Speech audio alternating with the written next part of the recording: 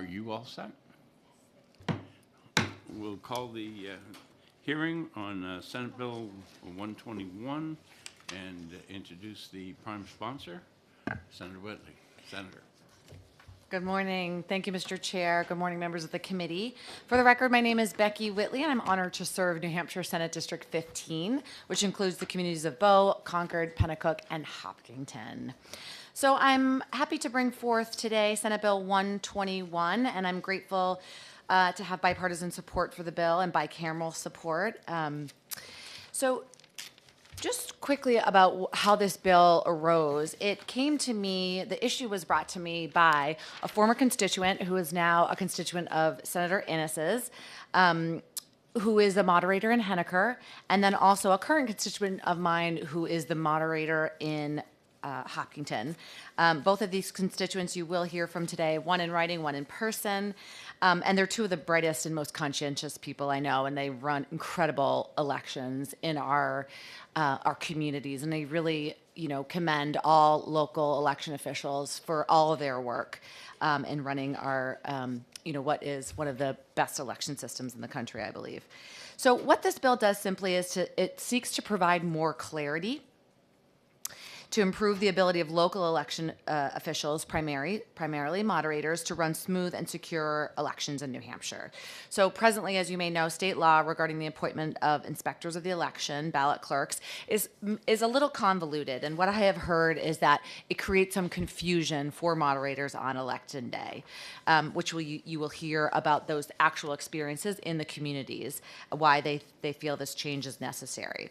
So this bill also makes important strides towards increased security in our elections by explicitly requiring ballot clerks to receive adequate training by the Secretary of State or by local election officials. So this bill also protects the current requirement that there be an equal balance among ballot clerks between the two major parties. When we worked on this bill, we met with the Secretary of State's office, and he indicated that it was very important to his office that we retain that involvement by the local parties, which we do. However, it expands eligibility by allowing for the additional appointment of undeclared voters or members of other parties. And we thought this was important because it also recognizes another huge voting bloc in New Hampshire. We know that actually the biggest voting bloc in New Hampshire are our undeclared voters, so that allows them to participation in this process too. So I'm going to defer any technical questions on the bill to Attorney Johnson, who is here today and worked with the Secretary of State and others on this bill. But I'm happy to take any questions about how the bill arose or anything like that. Thank you very much, and I look forward to the committee's support of Senate Bill 121. Are there any questions from the committee? Seeing none, thank you very much. Thank you. And the only other speaker that I have on the list is Cordell Johnson.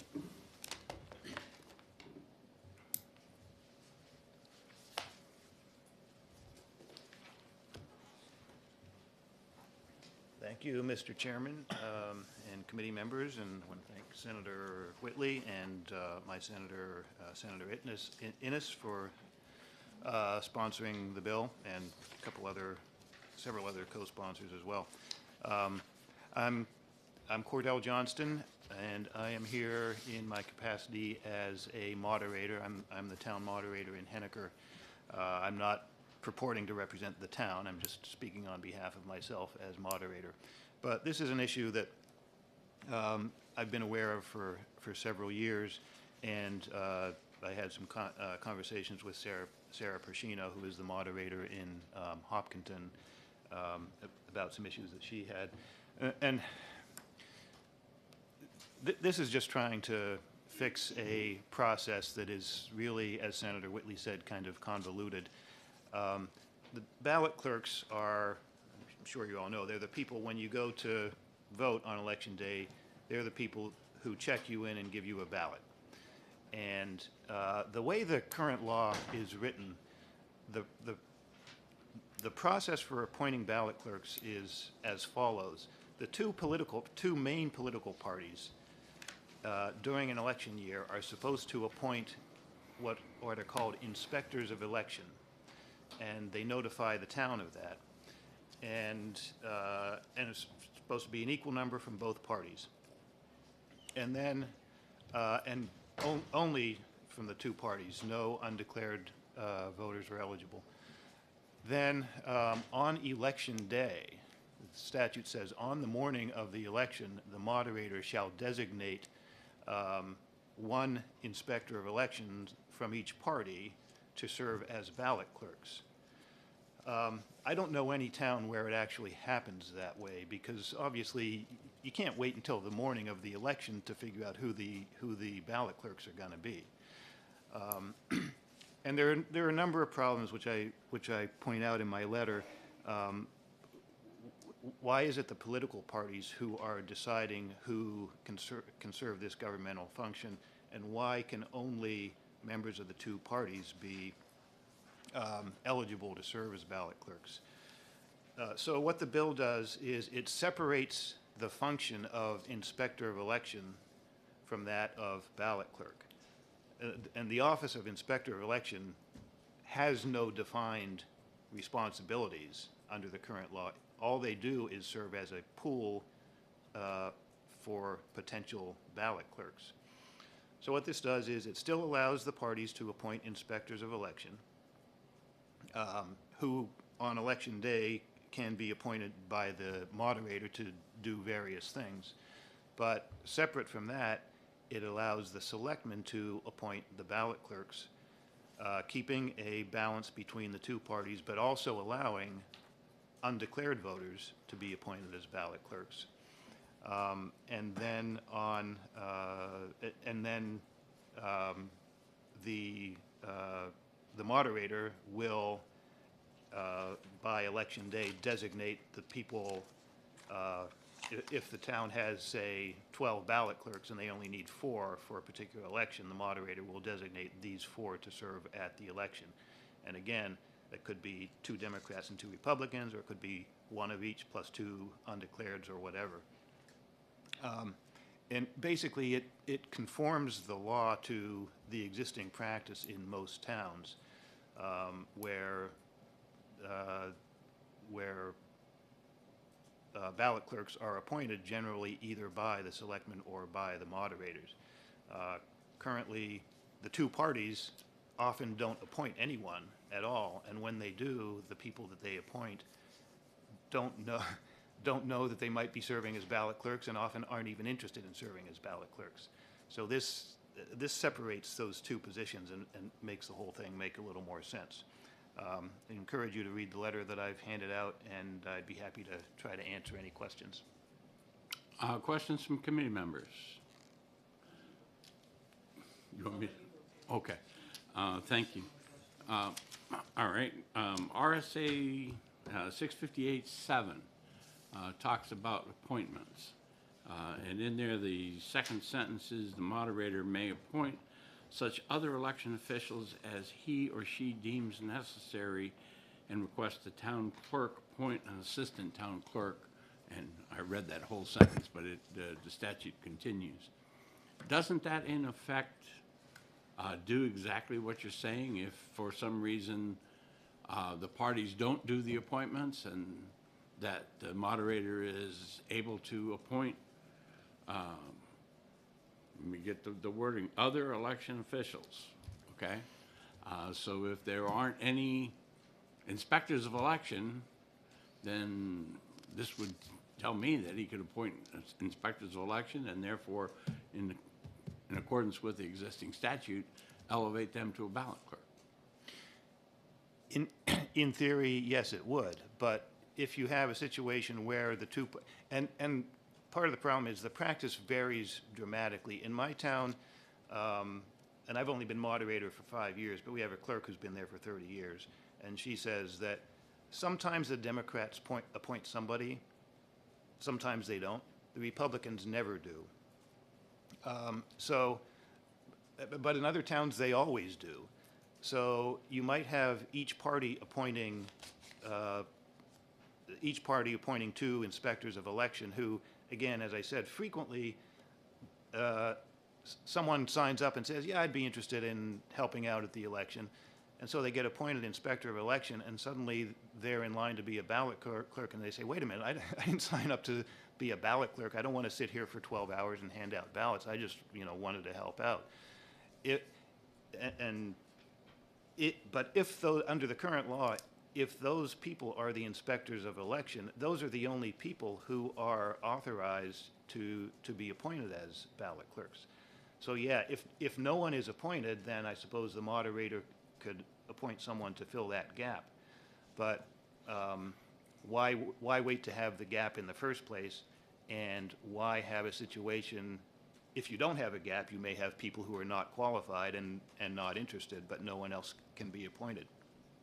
So in my 30 years on and off of being a moderator in Rochester, operating under 658-7, I didn't do anything wrong in appointing anybody I needed and designating them as ballot clerks when the party didn't appoint. Is that correct? You probably didn't, but I guess what I'm saying is why rely on a backup system and not fix the primary system in the first place? And I guess the other thing is under the existing law, I'm not sure, even doing that, I'm not sure you could appoint someone who's not a Republican or Democrat to serve as ballot clerk if you follow the law strictly. And so that eliminates 40% of the electorate. Again, going back to the statute, it says, may also appoint such other officials as he or she deems necessary. It would seem to me that that section of the statute would cover it. I don't want to get too far into this. The point of this is that the current statute, if there is a problem executing it at the local level, then my personal opinion is it's a training issue, okay? Is that the moderators have great authority in here, or the assistant moderator if I'm at another location in doing that. People don't understand that when somebody opens the curtain for somebody to go into a voting booth, what the person is really supposed to do, and that's where I used to use my inspectors of election, that what they're really supposed to do is inspect the voting booth to make sure there wasn't any materials left by other people, make sure that the pen is still there, make sure the postings are still there, all of those things. It's not just, how are you, Joe, here, vote here. And I'm going to ask would you believe at the end of this? Would you believe that William Gardner told me that the reason for these inspectors of election is to ensure purity in the elections, is so that even a place that is 99% either Republican or Democrat, that there are people on the other party there watching what's going on and making sure that something untoward doesn't happen. Yes, I do believe that, and I don't disagree with it. And the bill doesn't get rid of inspectors of election. They're still there. It's just the ballot clerk position would now be a separate position, not tied to that inspector of election position. The only reason I went into that is because in your testimony you said you didn't know if they were still useful, or we can worry about the words afterward. I'm going to shut up. I think that one of the other senators has some questions now. Well, what I'm trying to figure out along the lines of what the chairman asked is, it would seem to me that there's just simply a goal of balancing the parties in the appointment of these ballot clerk, which is a new term that we're using, positions, and with an unlimited amount, couldn't the two parties nominate the designated number of inspectors, but then a moderator successfully nominate all people from one party in an unlimited number and completely dilute what I believe the chairman said. When there was a study done in 2016, which is why we have the present law. Would you believe there was a problem where some communities were not nominating, their local committees were not nominating equal numbers. So it was designated as a state party function so that that could be avoided. And that's why the present statute is the way it is, to ensure that purity and the balance that we need. I'm trying to understand what doesn't work, because I see it working in so many other places. I don't understand what we're trying to solve. What doesn't work is that under the under the existing law, the only people who are eligible, unless you use Senator Gray's backup system, the only people who are eligible to serve as ballot clerks are the people who have been appointed by the state party. And the state party doesn't necessarily know who in the town of Henniker is competent to serve as a ballot clerk. They get, and I'm not sure where they get their names. Probably they send out, a letter saying who's interested in doing what, in being an inspector of election, and someone volunteers. And in our town, we've had people get appointed inspector of election, and then they learn that they are a candidate to be a ballot clerk, and they say, oh, I didn't sign up for that. I don't want to be a ballot clerk. But they're the ones who have been appointed by the state party. And so now the town, the selectmen, someone has to go out and find someone else to be a ballot clerk. So that's what doesn't work. And as I said, that's if the party does appoint someone. Much of the time, they don't appoint anyone. Okay, well, this has only been, excuse me, Mr. Chairman, if I may ask a Absolutely. question. I believe this process has only been in place since 2018, and that was the first time they started doing it, so it's, The law's been in effect, I think, since, for the state parties, I'm asking specifically about, because as I Okay. said, there was a study done to Yep. resolve the issue where local committees didn't, the parties were involved, the Secretary of State's office was involved. And this was the effort to solve that, which I thought had been done. well, and what I can say, from everything that I've heard, it wasn't done before 2018, and it's still not being done. It's just not being done by someone different, I guess. Other questions from committee members? Seeing none, thank you very much. Thank you. I don't know if there's anybody else on the second sign-in sheet.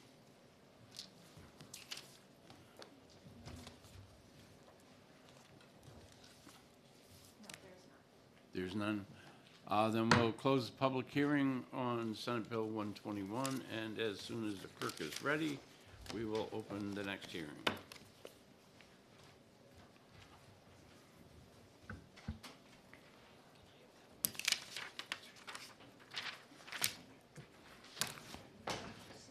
And you get to open the next hearing. Here's your sheet.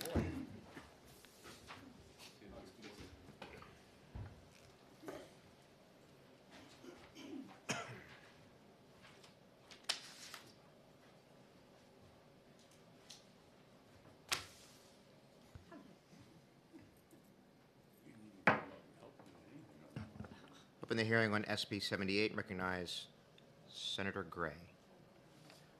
Thank you. My name is James Gray.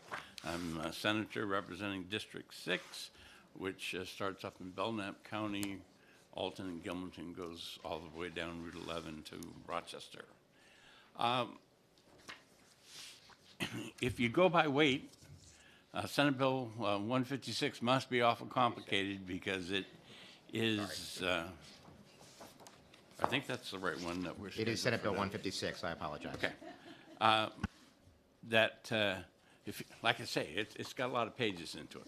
But the reason it's got a lot of pages into it is that a lot of this, we had, in the legislation, previously, we had separate requirements for 30 days before the election. We've put that in, the removal of that, after the court found it unconstitutional in other bills to take it out and to do the various things. But it still remains today because those bills haven't gotten all the way through the system. I'm going to take you page by page, if you will allow me, to go through the bill and point out what the real changes are.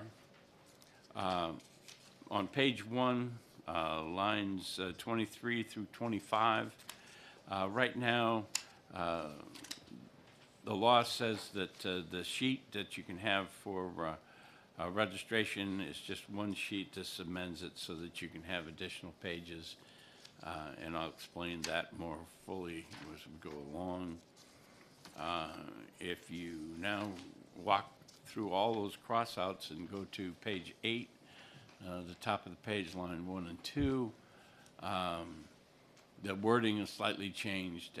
When determining the qualifications of an applicant is taken out, and it says after the applicant has proven his or her identity as required in paragraph 3 of this section. And again, that's so that the requirements are all in one place. And paragraph 3 does have all the things that you would consider in there to do. Page 10, lines 13 through 14, a qualified voter affidavit or other reasonable documentation which indicates the applicant meets the domicile requirements. Again, that section just clarifies, the rest of the requirements which are listed there above. Page 12, the biggest section, section 3A, lines 19 through 24. Supervisors of the checklist and the town or city clerks may use non-public information contained in centralized voter database and other records that they have access to, held by the state of New Hampshire, the town clerk, municipal assessing, planning office, tax collector. All right, what we're trying to do here is to give people additional options, okay? We have oftentimes many voters who don't change their voter registration when they move. And certainly, if they are already registered in the system and they go into the town clerk, they don't have to prove citizenship. They've already done that. They don't have to prove age. They've already done that. Certainly, anyone who asks for a change needs to prove their identity, and then the last one is domicile. So if a person goes in on election day, there's not that option to do that. My vision for the future is that municipalities that have access to the centralized database on election day should be able to use that information and say, okay, now, yes, you're already in the system, you've proved your identity to me, the system says you've already proved your citizenship once, that's fine. Then the only thing I need to document is domicile. And that's what that has to do with. And those clerks with access to the centralized database, have access to your birth date. They have access to where you were born. They have access to other records, tax records, assessing records, other records that they could possibly use. I don't envision them doing all of that on election day, but that would stop them from having to fill out a voter affidavit and therefore help the system so that there's less people who we refer to the Attorney General for investigation. Down further on that same page, lines 30, 31, and down to 34,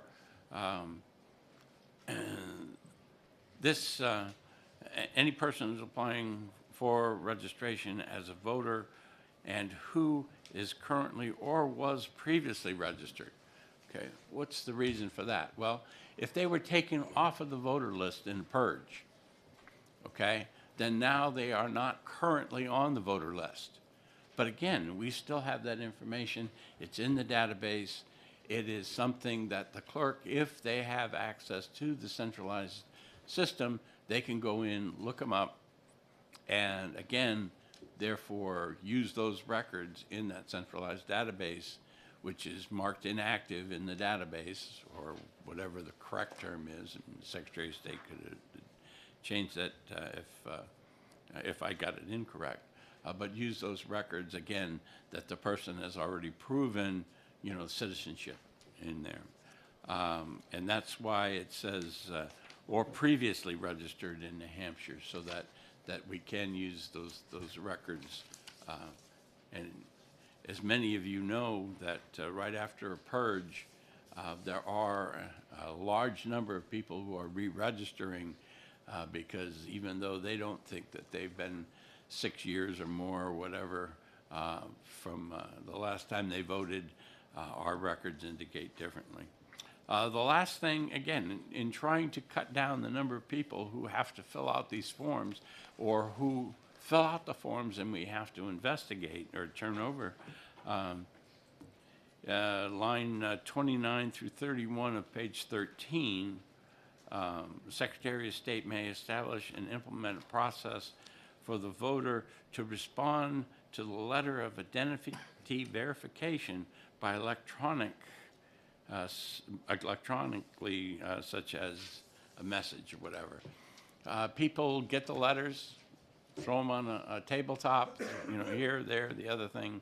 Well, maybe I don't have a stamp. Maybe it's inconvenient to go get an envelope. Well, what we want to do is make it easy on them to respond to those letters, and like I say, cut down on the number of people who don't respond and therefore get at least a cursory investigation. Page 15, there's 2 sections. In fact, if you start at line 17, go all the way down 26. You go to vote, and your new significant other is moved in with you now.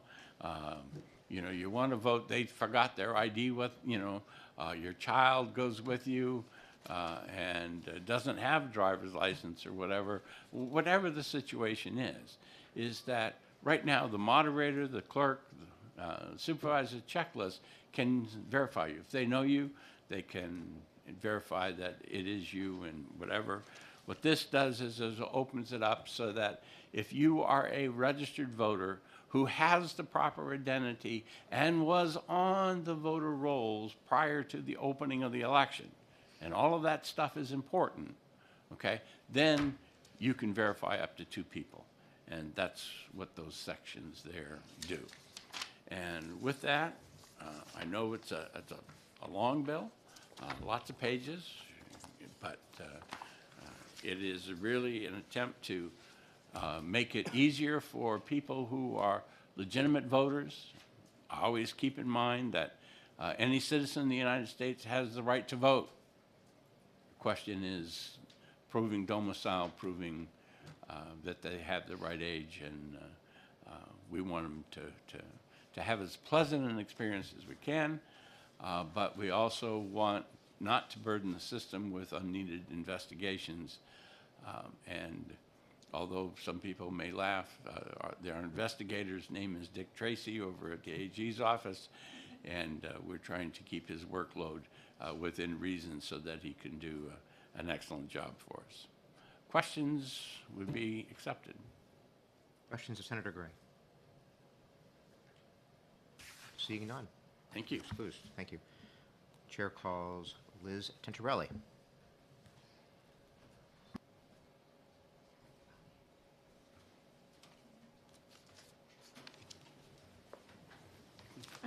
I always feel so short here. Okay. Thank you for this opportunity to speak. My name is Liz Tentarelli. I'm president of the Nonpartisan League of Women Voters of New Hampshire, and I'm very happy to see that the language in this bill gets rid of parts of a bill that was ruled unconstitutional. I've been in a number of hearings on other election law bills over the past several years, and people find this language in statute and think that it's still in effect. It is not, and it has not been, so it's time to get rid of it. So I thank Senator Gray very much for doing that. And I think that a number of the other provisions of this bill are a positive move to move voting into the 21st century, to realize that not everybody goes around with a driver's license in their pocket, that people move from place to place, but are still obviously eligible voters, And so this is a very common sense bill, and I thank the senator for submitting it, and I urge the committee to support it. If there are any questions, particularly about the repeal of the so-called SB3 language, I'd be happy to talk about them. Thank you, ma'am. Questions from the committee? Seeing none. Thank you. There being no further, does anyone else like to speak today on this bill? Yes, ma'am. Please state your name. Thank you. I'm Patricia Lovejoy, Senior Deputy Secretary of State, and I'd like to reiterate that we are, what the last speaker said, it'd be wonderful to get rid of the language of SB 3, so we thank Senator Gray very much for that. The only comment that, that we have right now is on page 7, in the section, the new section 5. We would like to have it noted that this would be non-public information. This is, I think the senator's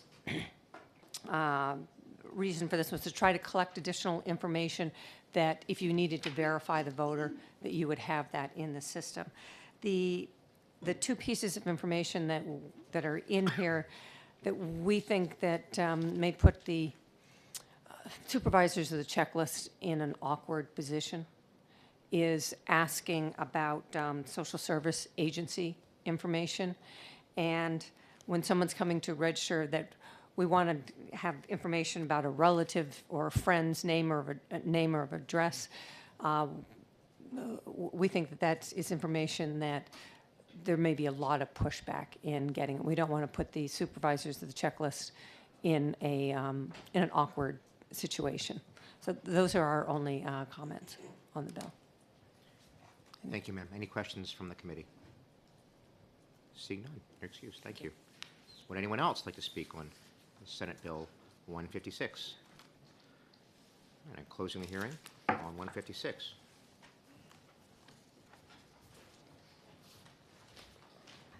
You get the next one. Oh, boy. Okay.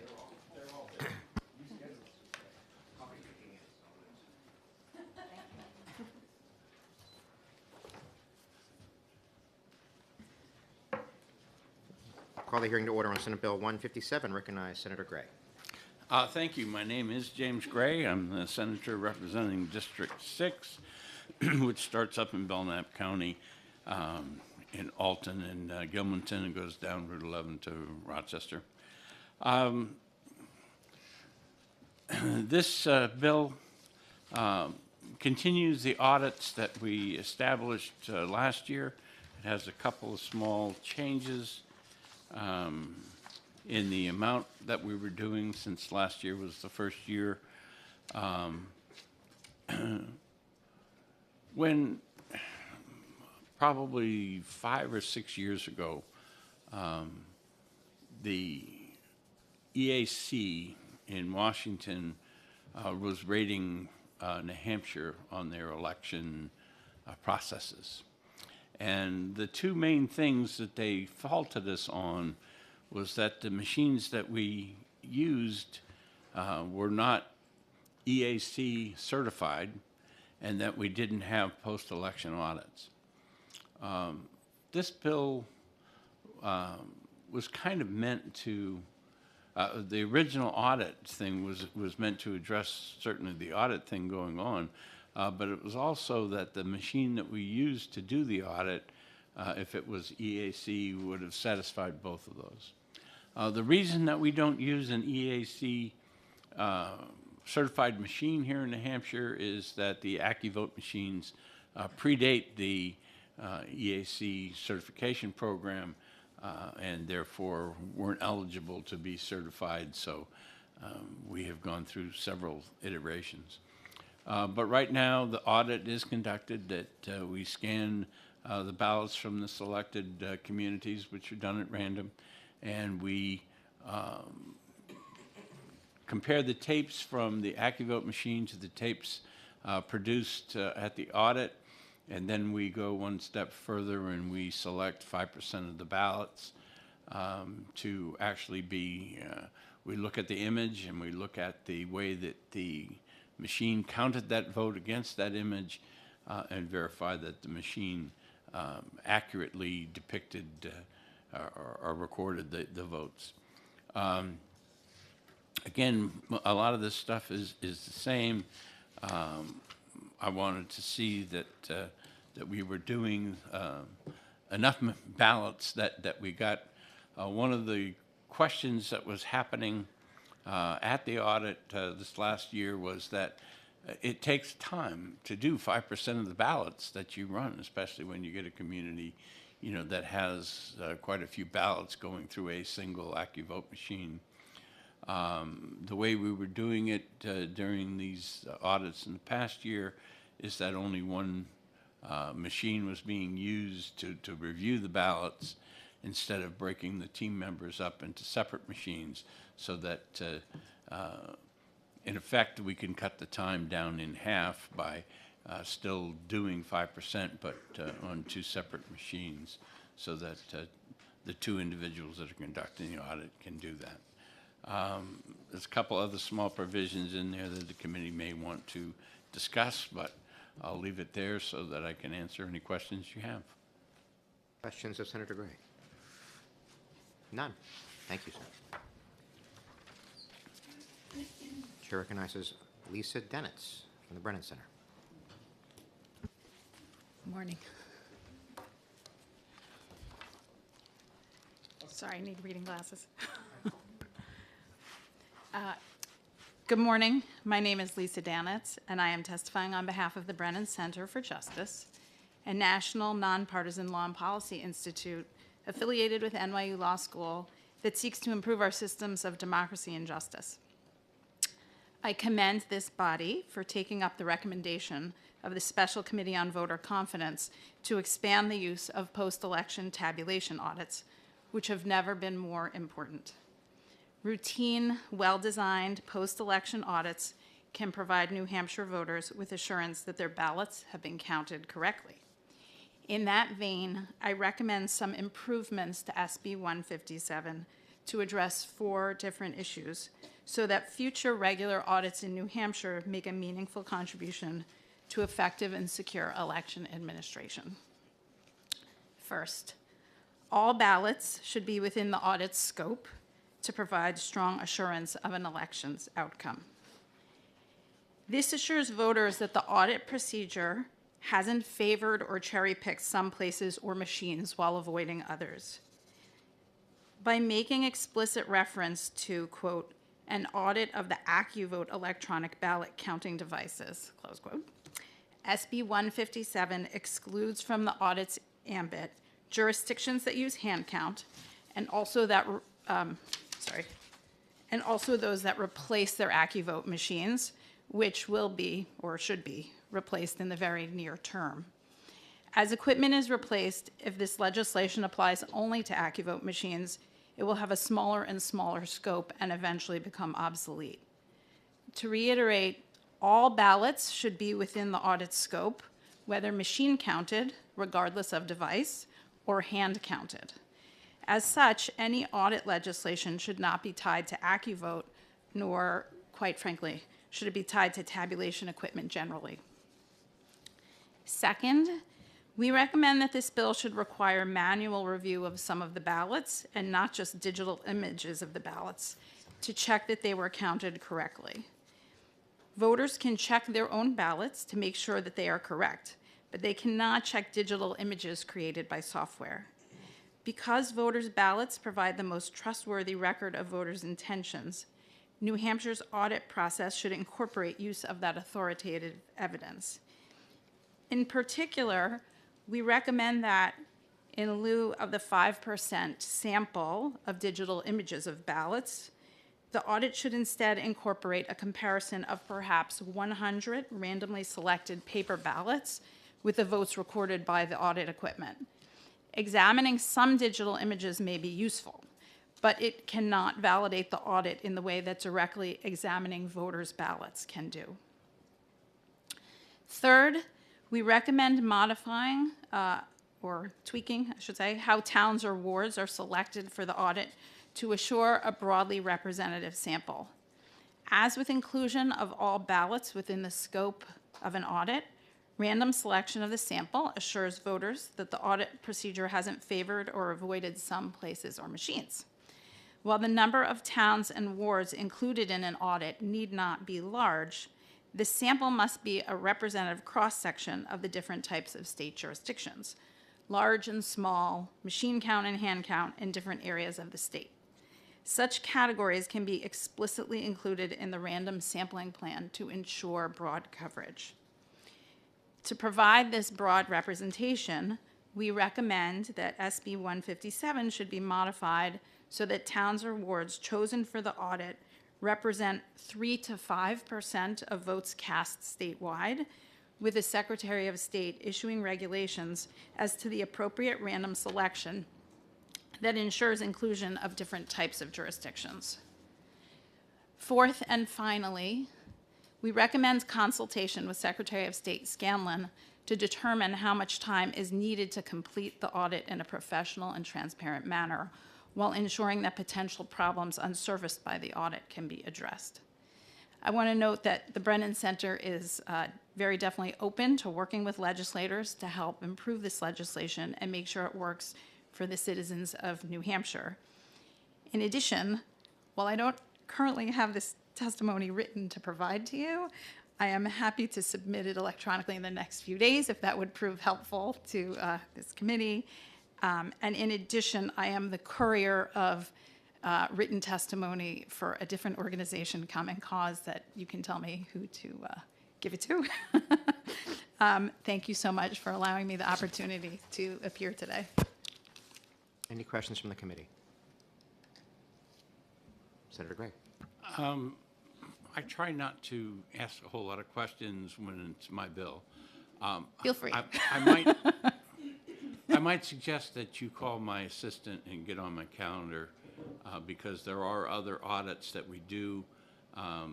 When we are approving a new machine, we're looking at making sure that the machine has an audit plan with it so that the audit plan would be unique to the machine and take into consideration its strengths and weaknesses.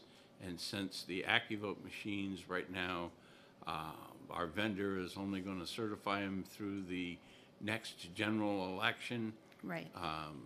You know, modifying this, I mean, we do want that general election to get audited, but we can discuss that if you get on my calendar with my assistant. Thank you. I will do that, Senator Gray. Thank you. Further questions? Seeing none. We'll Thank move you. on to Ms. St. Germain. Sorry? Sorry, Oh, next. next On to person. the next person.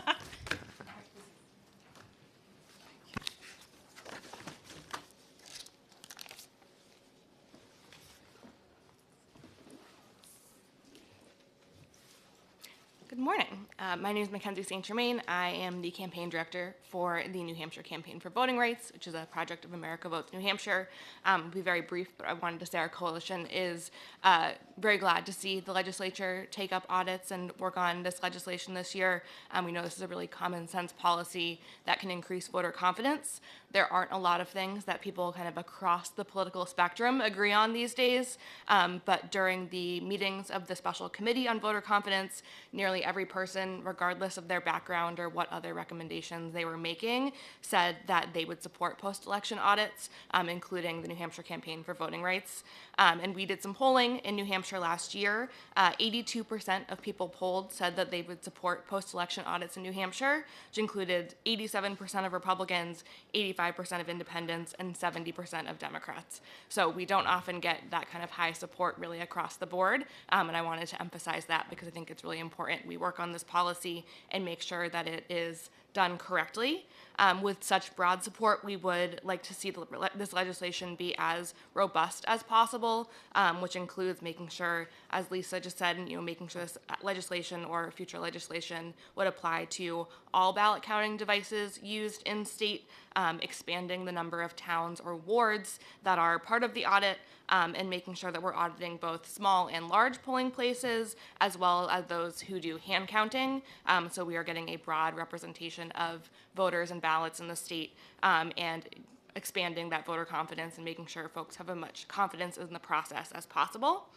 So clearly there is, a good amount of support for implementing this legislation, and I would encourage members of the committee to work with experts in this field to make sure that we adopt a robust system, but also one that works with our unique New Hampshire elections and really improves voter confidence in New Hampshire.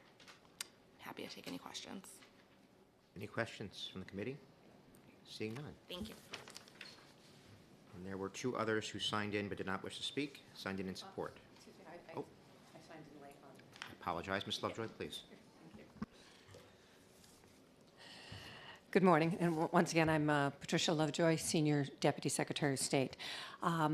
We are very pleased that this legislation last year went through to have these post-election audits. We were one of the few states in the nation that were not doing post-election audits. Obviously, we have recounts, but those are as requested. The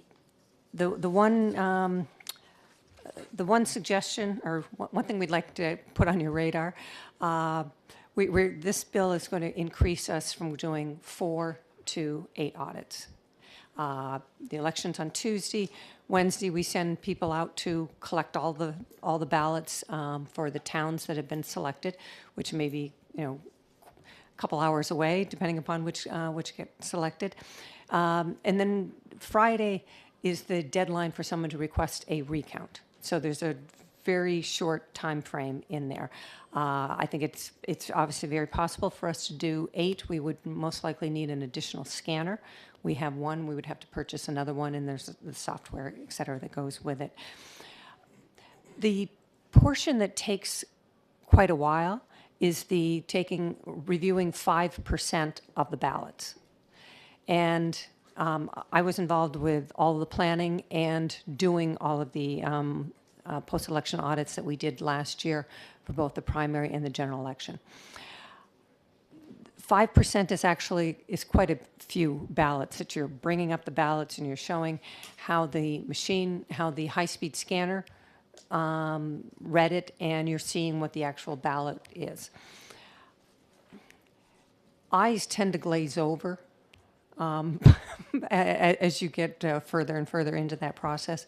And that's a time-consuming process. I don't know where 5%, how magical 5% is, but if that could be, potentially reduced, it would allow us to more easily do 8 of these at the general election, because we try to do them all on Thursday, so that they're ready to be released on Friday.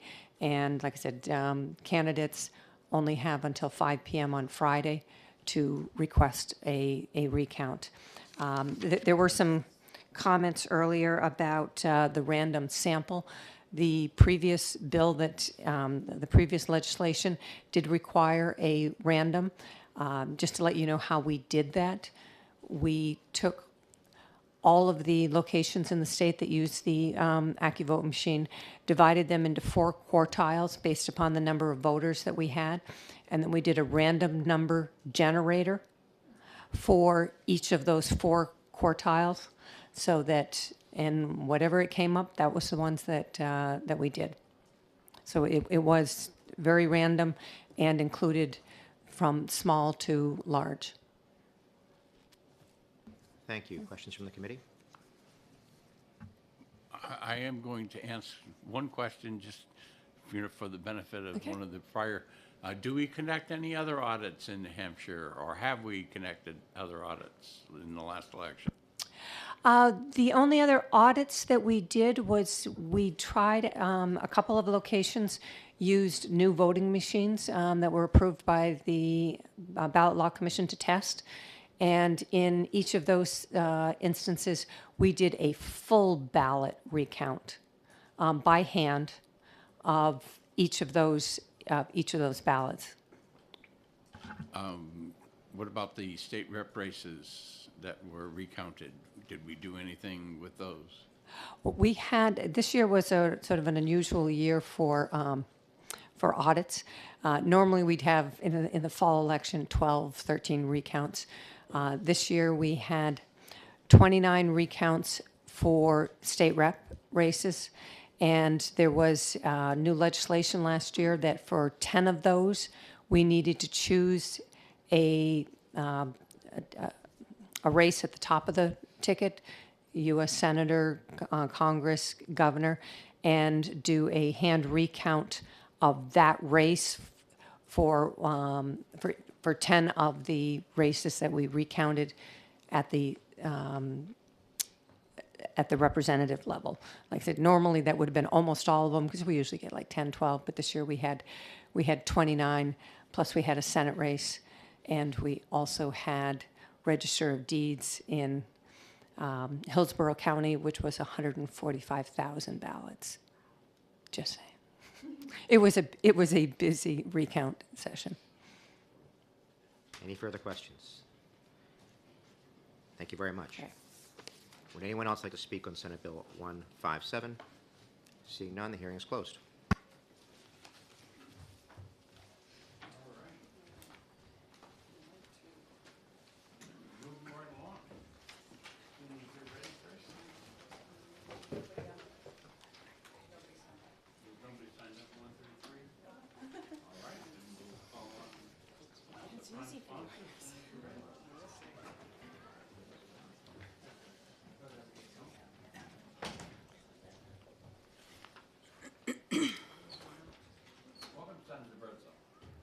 Thank you, Mr. Chair. Thank you, committee, for hearing Senate Bill 133. For the record, my name is Regina Bertzel, State Senator for District 19, which encompasses the towns of Hampstead, Windham, and Derry. And I am the prime sponsor of Senate Bill 133, changing the date of the state primary election and creating a runoff election for the federal primaries.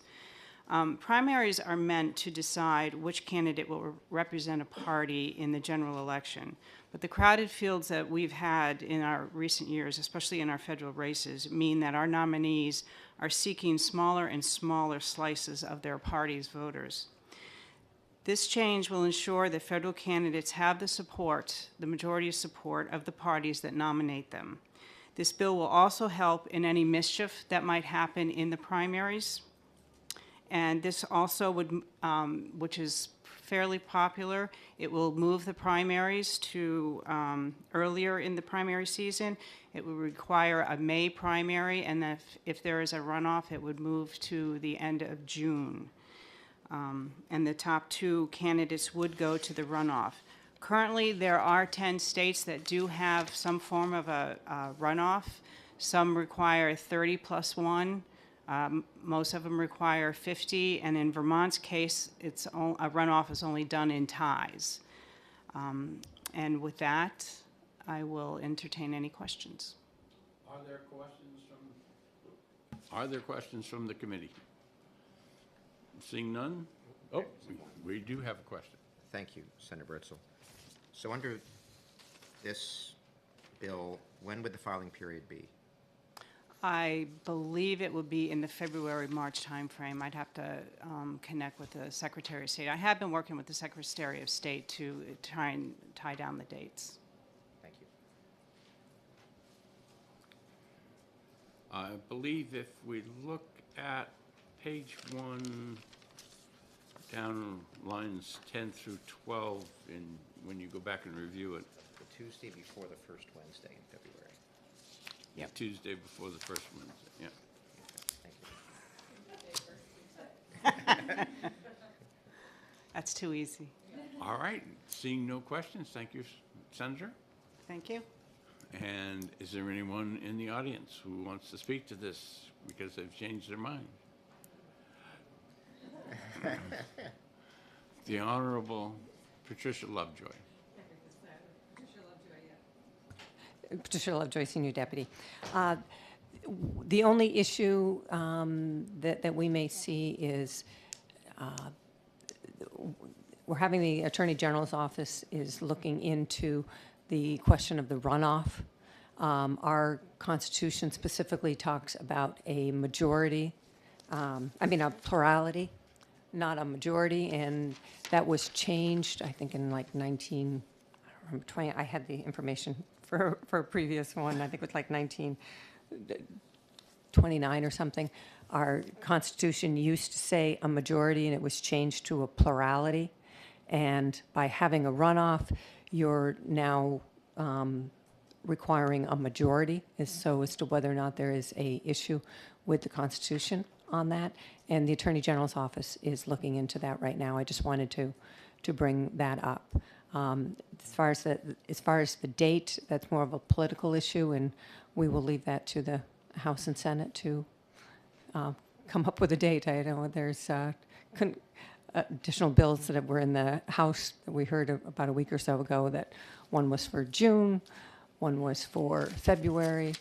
No, one was for March, one was for June. I know there have been bills in the past for August, so that's a political issue as to where you come down on. If you would send out to the committee the reference for the Constitution Yes, I will. language that you're looking at, I would appreciate that. Any additional questions? Seeing none, thank you very much.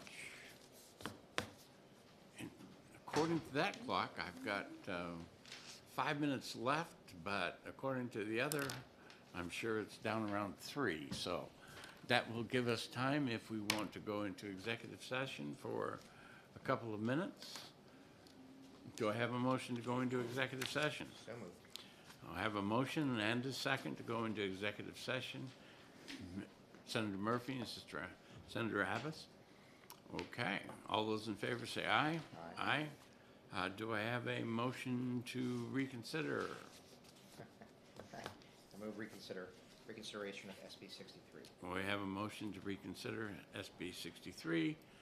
For the public's, the motion that we passed in the last session is not available to us in the first year of the session, so that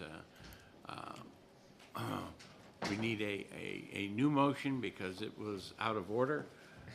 And so we will accept a new motion. If you're ready for it now, Yes, I am, sir. I move re-refer to committee. We have a motion to re-refer. Do I have a second? And is there any discussion? I may want, Senator Susie should be back because I think it's her bill. Or are you here to, Desperately, I'm hoping not. you're not here to represent her? If you want to not wait for her, I can certainly open it and then she can testify as soon as she's Well, back. the reason I asked if she was coming back, then I would hold this vote. Yeah, she is coming back. And even though we're in executive session, I will recess for 5 minutes Perfect. Thank you so much. or less.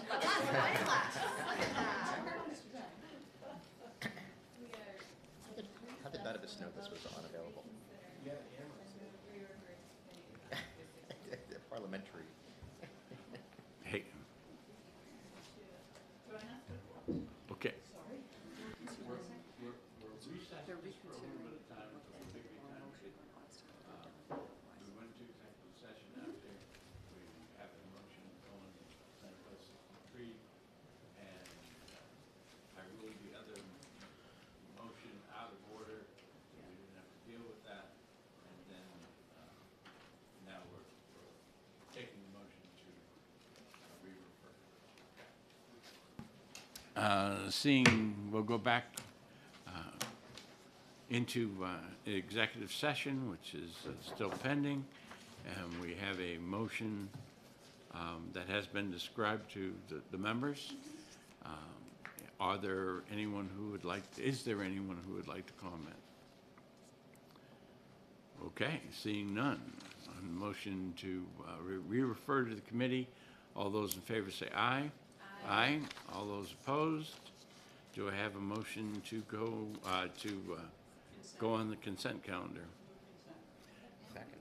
Okay, we have a motion, Senator Susie, second by Senator Murphy, for consent. All those in favor say aye. Aye. Aye. All those opposed? Motion is unanimous. And Senator Murphy Sure.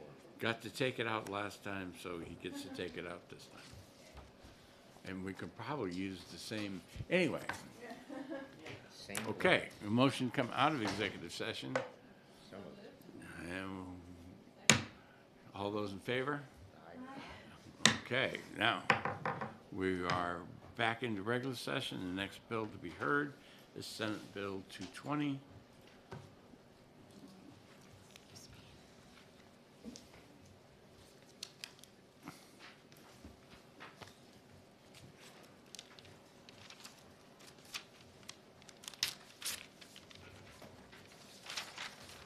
Thank you.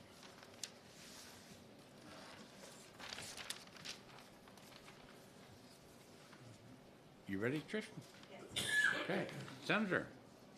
Thank you, Mr. Chairman, members of the committee. For the record, I'm Donna Susi, representing Senate District 18, and I'm the proud sponsor of Senate Bill 220, which would make some important changes to our election law. I should note at the outset, there was an omission from the bill. As you will see, the title refers to partial processing of absentee ballots, which was the intention and what was provided, but alas, didn't quite come out that way. So with the committee's indulgence, I would offer an amendment to add that language. I didn't have it available to me this morning to present, but let me just describe what the bill does. This bill would allow individuals, based on their individual circumstances, to register and vote by absentee ballot, and would, with an amendment, give the cities and towns the opportunity to partially pre-process the absentee ballots prior to the election. In the 2020 election cycle, with the input and bipartisan collaboration of both state and local election officials, changes were made for the 2020 voting process to assure that every eligible voter had the opportunity to exercise their right to vote in a safe and secure manner without compromising the integrity of our process. These changes were achieved through House Bill 1266 of 2020, which allowed New Hampshire voters to vote by absentee if they had any concerns regarding their health. Additionally, in anticipation of that, arrangements were made and the law was changed to allow for the partial processing of those absentee ballots to deal with the volume that was expected of absentees during that election cycle. In fact, the effect of these changes was clear. Despite there being health concerns by a number of voters, our voter turnout in November of 2020 was record-breaking, with 814,092 ballots being cast. This was 85,000 more than the previous record for high turnout, which was set in 2016. Of all the ballots that were cast, 261,062 of them were by absentee, which is nearly 3 times the previous high. I think it's important, as we in this committee and through the legislature work to adapt and to modernize our election processes, that we do so in a very careful and deliberate manner. This legislation takes a very moderate step, and it has been tried and tested and already been successful. It was done during our 2020 process. So what it would do is, as I said, codify that a New Hampshire voter can vote by absentee without needing a specific excuse, and would allow individuals who are registered voters, who are eligible to be registered voters, to fully participate in the election process. I think it's critical that we make no excuse absentee voting permanent option for all voters, since it has already been done, so that we can continue to allow eligible voters to participate in our process. The right to vote is one of our most cherished rights, and it needs to be readily accessible to all of our constituents. And as such, I'm pleased to present this legislation for your consideration. And as I said, Mr. Chairman, I would, when it comes time to exec, have an amendment available to add the partial processing, because I think that's a key component as well that has been tried and tested here in our state. With that, I thank the committee members, and I'd be happy to answer questions. And I know there are other folks here to testify as well. Questions from committee members? I'll ask a question. Yes, Mr. Chairman. After long conversations with the clerks, the main part of the process and pre-processing was the opening of the outer envelopes, looking at the signatures, make sure that the affidavit was filled out, and then alphabetizing those records. That can be done without, if the statute is changed to say that the opening of those outer envelopes, as is contained in another bill, is not part of the pre-processing of absentee ballots, does that alleviate or mitigate or part of the things that you would do in the amendment? Well, I think I would have to answer that question with, it depends. It will obviously depend on passage of the bill. I think we could have two pieces of legislation, as we often do in the legislature, with similar provisions. But as we get to the outer envelope issue and the need for it, I think that's certainly worthy of consideration and may help in part to alleviate. Although people that vote absentee do it in one of two ways, right? They either do it completely through mail or they present at the clerk's office and do it at that time. So depending on which option people exercise the most would determine the amount of partial processing and the need for the change in statute. Okay. Senator. Thank you, Mr. Chairman. If we actually had no excuse absentee voting, how would we distinguish that from early voting? What would the process of that be? Thank you for the question, Senator. My understanding of the states that have early voting don't do it exclusively by mail. They allow for in-person. I think in this state that would be a problem because in order to allow for early voting and somebody to present in person other than using the clerk's office, it would be a financial burden on the communities and potentially an unfunded mandate. So this strictly codifies exactly what was done in 2020. And as I said, potentially could add to the volume of people participating and therefore would make accommodations to alleviate some of the logjam for the clerks. And I should also note, and for those who work at our elections, and I mean, let's face it, the people who work at our elections are primarily volunteers. Even if they're paid, it's not much. And yet we have some of the highest participation and best run elections in the country. Thank you.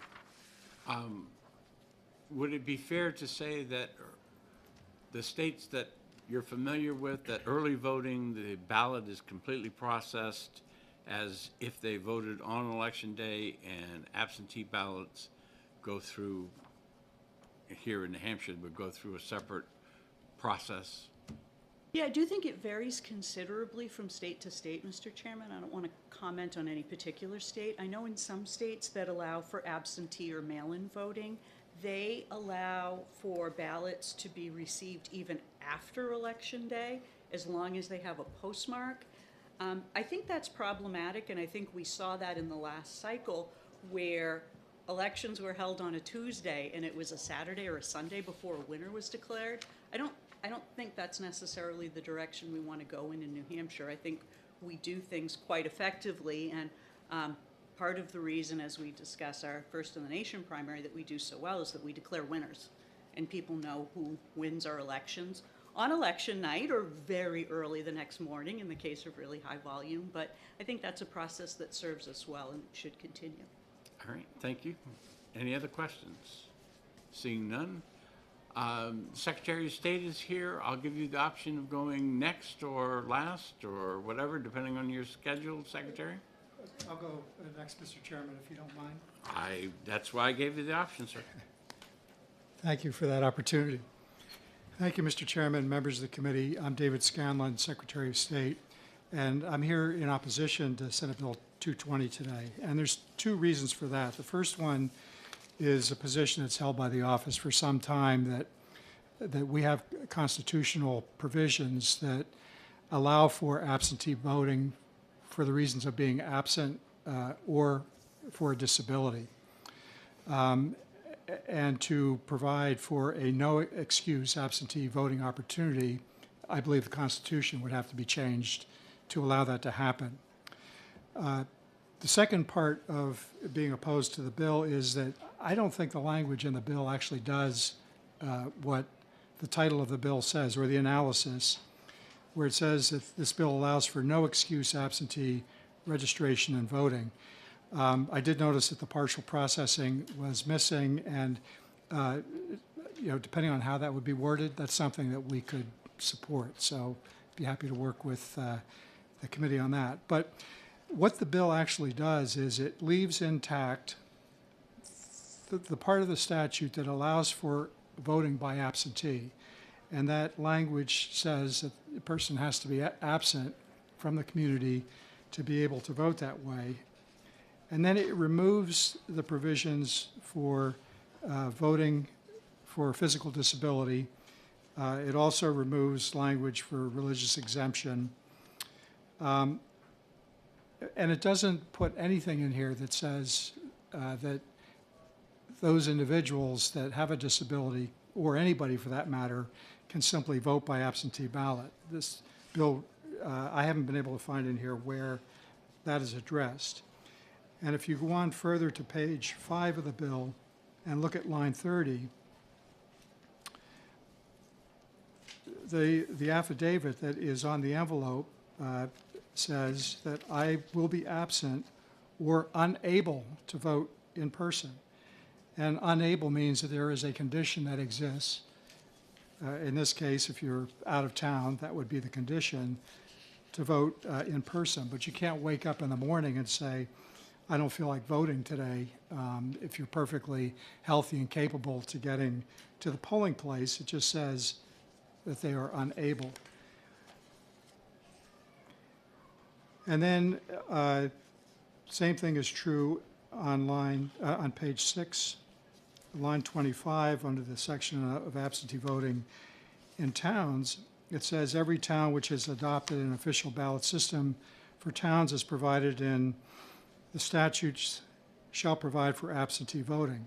Any eligible voter who is absent from such town on the day of a town election or who cannot appear in public on election day can vote in that manner. So I don't see in this bill where it allows a voter to simply exercise the right to vote by absentee for no excuse.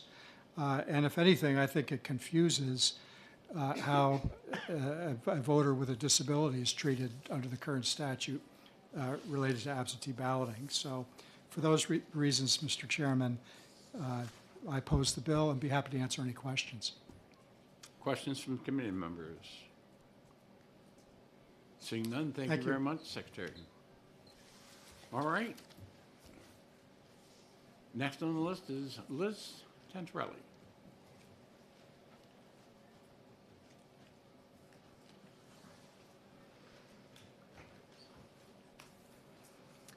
Thank you. My name is Liz Tantarelli. I'm president of the Nonpartisan League of Women Voters, and I'm here to support this bill primarily because of the pre-processing portion of it.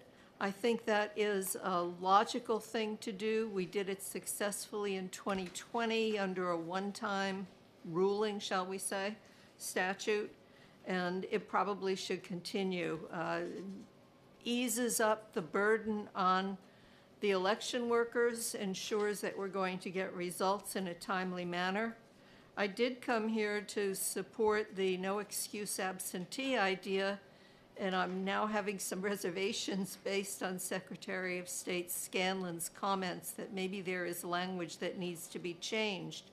What I would like to report is that in my work with the League of Women Voters, I do get phone calls and emails from people who say, I want to vote absentee, but I don't know if I'm allowed. And then they go on to tell me a story. One such story last fall was a woman whose husband was getting some kind of complicated medical treatments, very vulnerable to infection. She was keeping herself confined at home pretty much to protect him.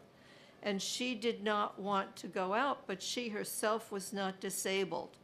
So it's those kinds of situations that I think was the intent of this, that as grown-ups, we should be able to decide for ourselves that it is best for us and our families and the general public in some cases that we not go to the polls on Election Day. And we shouldn't have to explain that. And I felt a little bad that this woman had to talk to me about her family's medical history in order for me to say that she was allowed to vote, that she should just check off the disability. The disability was her medically suggested staying at home to protect her husband. People shouldn't have to worry about that. She did. So if there needs to be wording changes, of course, they should be made, but that was my testimony. Thank you very much. Questions? Oh, sorry. I Hello. asked them first, Liz, but would you believe that that under the employment, I believe that woman was covered because due to her paid or unpaid, as the statute says somewhere, and I was looking for it and I couldn't find it right now.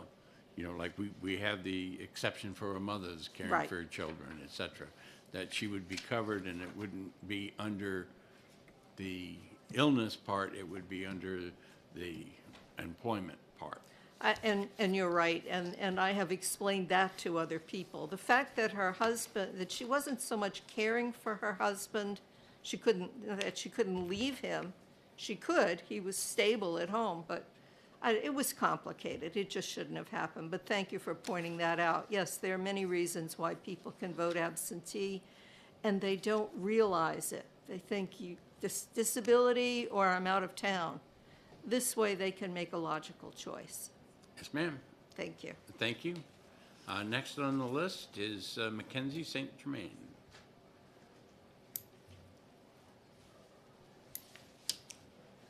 Good morning, Chairman, members of the committee. My name is Mackenzie St. Germain. I'm the campaign director for the New Hampshire Campaign for Voting Rights and America Votes New Hampshire. And I'm here today in support of SB 220. As a coalition, the New Hampshire Campaign for Voting Rights is committed to supporting legislation that expands and supports voter access, which is what this bill does, by allowing any voter who wishes to vote safely and easily by absentee ballot. More voters will often participate in our elections. Similar as talked about before, in 2020, when New Hampshire had expanded access to absentee ballots, and because of the expanded criteria, we had our highest general election turnout in state history. I think that is a good thing when we have more voters participating in the system, voters who know that they are able to vote in the way that is best for them. Importantly, research has also shown that neither party gains an advantage when we expand absentee voting, and voters of both parties will take advantage of being able to vote absentee. So that's important, I think, to note. It's also important to remember that when folks are voting by absentee ballot in New Hampshire, our local election officials are still the ones who are sending out ballots, processing ballots, and we aren't changing the local control piece of that. And also that voters, must sign their ballots attesting to their identity, age, domicile, and citizenship, which are important levels of security and local control, again, in the process. I also want to say that as a coalition, we do enthusiastically support the addition of pre-processing ballots. I wanted to note that this was one of the, again, bipartisan suggestions and recommendations from the Special Committee on Voter Confidence. It not only saves time on Election Day for our election officials, makes sure that we can get those ballots in line ahead of time, but also allows voters to ensure that their vote is counted if they make a mistake on their outside ballot and, for example, are away on Election Day and are not able to correct that. So thank you again for your time. Again, we support this bill and happy to take any questions. Questions from the committee? Seeing none, thank you very much. Next on the list is Olivia Zink.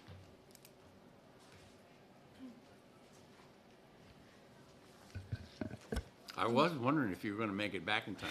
I know, it's hard to be in House election law and Senate election law at the same time. Good morning. For the record, my name is Olivia Zink, Executive Director of Open Democracy Action, and I live in Franklin. I think it's important for this committee to remember absentee voting is nonpartisan. Neither party gains from absentee voting, according to a study by the Institute for Responsive Government. Our democracy thrives when many participate, and removing barriers to participation encourages a healthy democracy. This would benefit folks. I just want to tell a story. A firefighter in my town said, "I'm not sure if I can get an absentee ballot because I live in town and I'm a firefighter in town. And it says I have to be out of town on work." And they still live in town. But a firefighter who lives in the next town over is able to get an absentee ballot when they're working a 24-hour shift. So just think about voters like the firefighter who was working a 24-hour shift when thinking about this bill. In my testimony, I had to quote Representative Rogers, who sponsored this for many years before her passing, but she said in 2019, 32 states encouraged this sort of system, but I looked up, according to NCSL, 35 states and Washington, D.C. Allow for no excuse absentee ballot. We saw during the pandemic how the use of physical disability encouraged people to vote by absentee. It worked really well. Pre-processing of absentee ballots worked, and I think many of our elected officials really wanted to save time on election day and would really appreciate doing that. So please side with voters and vote ought to pass on 220. And also sort of think about how we can allow voters to securely and safely cast an absentee ballot, and expand to have New Hampshire have generally high turnout. Thank you, and I'm happy to take any questions. Questions from committee members?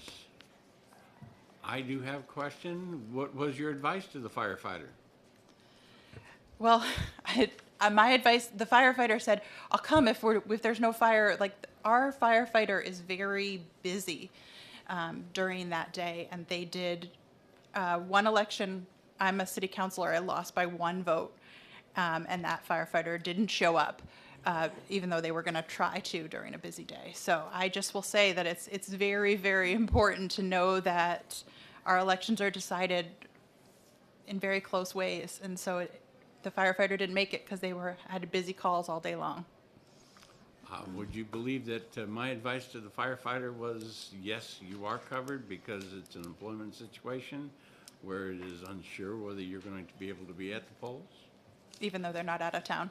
Even though they're not out of town? Mm-hmm. Which would also cover a person who was working overtime. Thank you. Okay, if there's no other questions, thank you very much. Christina Fitzpatrick.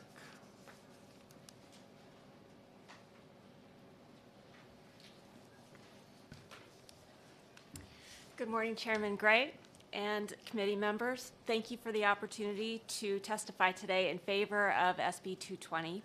My name is Christina Fitzpatrick, and I am the State Director for AARP New Hampshire. With 210,000 members, AARP New Hampshire is the state's largest advocacy organization focused on the interests of Granite Staters 50 and older. Voting is the most direct way for people to hold policymakers accountable. AARP believes that people should be able to exercise their right to vote in the manner they choose without facing unnecessary roadblocks. I would characterize the restrictions on absentee voting as unnecessary roadblocks. We know that no excuse absentee voting increases voter turnout, as Senator Susie mentioned in her testimony. Also, the current list of allowable excuses does not take account for some very real issues that may prevent someone from getting to the polls on election day, particularly older adults. For example, they may be dependent on others for transportation and may worry about that falling through on election day. They may worry about getting sick from being in a crowded public setting, or they may know that as they get older, they tend to get sick more often and don't want to have to choose between going to the polls sick or voting. Life is unpredictable, and people who want to make sure that they can cast a ballot should be allowed to do so. I urge you to adopt this bill to promote maximum participation in the electoral process. Questions from the committee? Seeing none, thank you very much. Janice? Kelble? Kelby? Kelby, and if you had Kelby. said it right, it probably would have frightened me. I would have thought You you know, were tracking me. I always tell people I are an engineer. We're not noted for our spelling I nor our al- grammar, but, you know, we do the numbers pretty well. I always told my husband that somebody in his family probably misspelled it, and they just kept doing it because they wanted to stick with it. Good morning, Mr. Chairman and Election Law Committee. My name is Janice Kelby, and I'm a retired postal worker living in Hooksett, New Hampshire.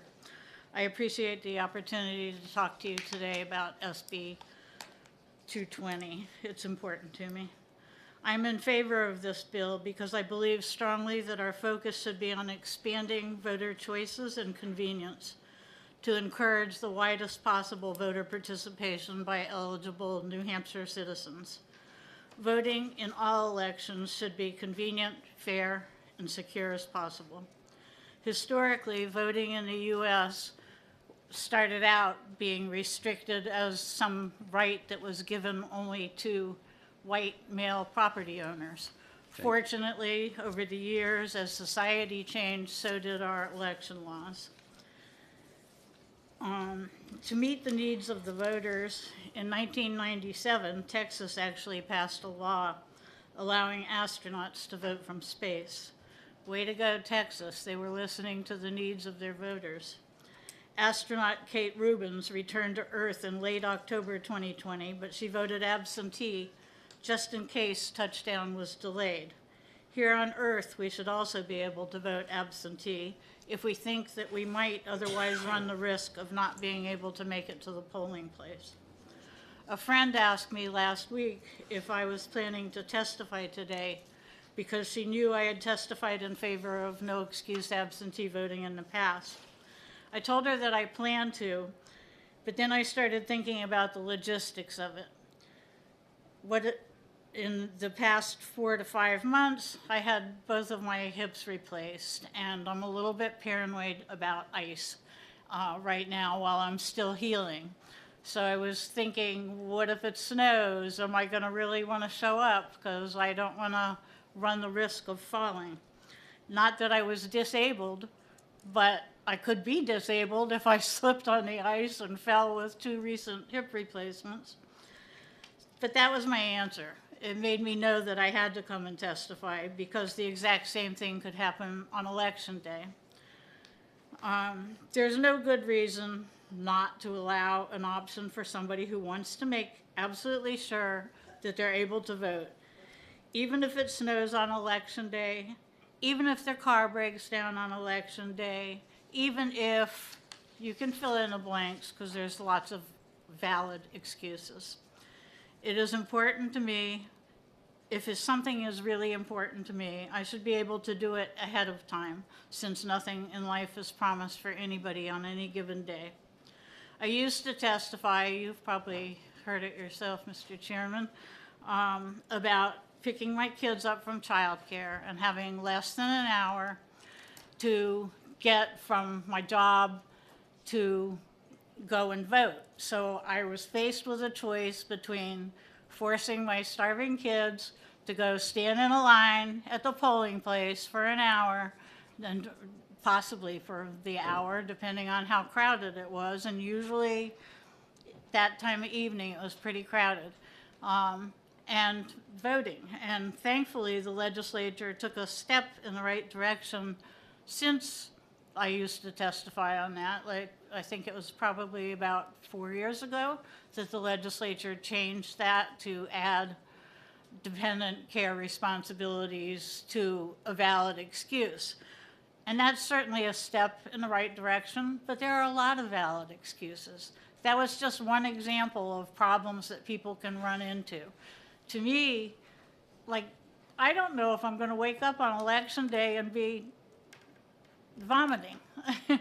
You don't want me to show up at the polls. If I am, I'm pretty sure. But if voting is really important to me, I shouldn't have to wait until the day or the deadline to go and cast my vote. I should be able to say, Janice, this is really important to you to be able to cast your vote. So do it early, do it by absentee, and that way you're covered. You're not depending on any set of circumstances to apply to you on a given day. Currently, there are 27 states and Washington, D.C. that offer no excuse voting, and then there are additional 8 states that have all mail-in voting where people don't even have to request that they receive the ballot. The remaining states, including New Hampshire, require a voter to provide an excuse, an acceptable excuse, for an absentee ballot. During the 2020 election, many people took advantage of the unique allowance for individuals concerned about COVID to request an absentee ballot. I have to admit that I was pretty concerned because the thing I had gone for years and testified about, which is no excuse absentee voting, was kind of on the line. And people had to figure it out unexpectedly. They had to figure it out quick. And if it was a disaster, we would never get it. So I was quite pleased with how it ended up. I thought it worked really well. And in fact, we ended up with a 20+% increase in absentee ballots. And we saw a record voter turnout in New Hampshire. We saw in real time that it can and it does work. Please vote ought to pass for SB 220. It's time for New Hampshire to meet the needs of today's voters. Questions from committee members? Seeing none, thank you very much. Thank you. And the last one on this list, but certainly not least, Henry Clementoitz. Thank you very much, Mr. Chairman and members of the committee. My name is Henry Clementoitz. I am a senior staff attorney at the American Civil Liberties Union of New Hampshire. I've been involved in some manner or another in at least 5 pieces of election-related litigation in the state. This is a large part of what I do, and I'm here to support SB 220. I don't want to be repetitive of what prior speakers have said, so there are just... And we appreciate that. A few things that I'd add. One, and this is I think obvious, but nobody's said it yet. When more people vote absentee, that leads to shorter lines at the polling place for people who vote in person and make their voting experience better.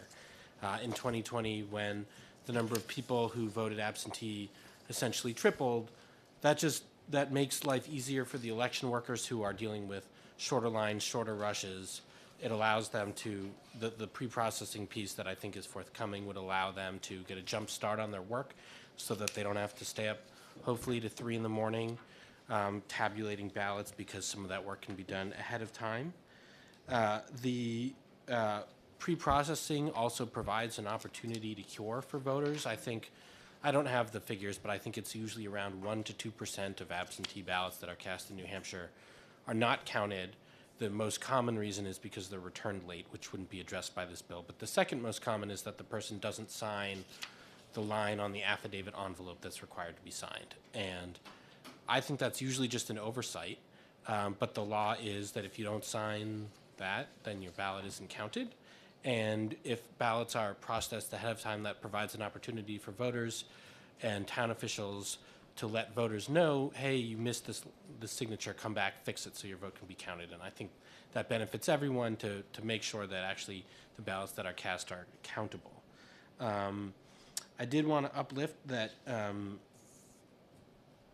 in 2020, as we saw an expanded use of absentee voting, we did not see an increase in enforcement actions from the Attorney General's office. I sent a right to know request to the Attorney General's office in April of 2022, asking about how many enforcement actions they'd opened as a result of the more than 1 million ballots cast in the September and November primaries in 2020, and the answer was none. They had 5 active investigations, but no enforcement proceedings had been brought. That was about 8 months ago, and I think the answer is still none. There's been no identified cases of wrongful voting, even as expanded absentee ballots have been used. Then I did want to respond to one thing that the Secretary of State said about the constitutionality of this bill. I take a different view. So I think where their analysis comes from is an opinion of the Justice's case from 1921, which concerned, there had been prior efforts to open sort of remote polling places on the front in the Civil War, and an opinion of the justices was issued in 1921 when this legislature was considering a bill that had passed in Massachusetts to allow for people to vote absentee by reason of absence or physical disability. And what the court said was, nothing in our Constitution permits absentee voting, and so it would be, for state offices at least, unconstitutional. Now, there's a couple responses to that. Number one, the Constitution was since amended in 1941 to allow for absentee voting in the cases of absence and physical disability. So that concern was addressed by the voters when they subsequently approved that constitutional amendment, which has, to my knowledge, that part of it has never been interpreted. I'd also point out that the legislature has gone beyond just absence and physical disability as reasons to vote absentee. People can vote absentee, as the chairman and others have discussed, for child care obligations, for employment obligations, for religious observances. Those are not specifically enumerated in the Constitution, but nonetheless, that's been the law of the land in New Hampshire for decades and has never been challenged. And then finally, and this is just a thing about opinion of the justices, is that they're not binding legal precedent from our court in the same way that a fully litigated case is, because the court has said when they issue an opinion of the justices that they're acting as advisors to a co-equal branch of government.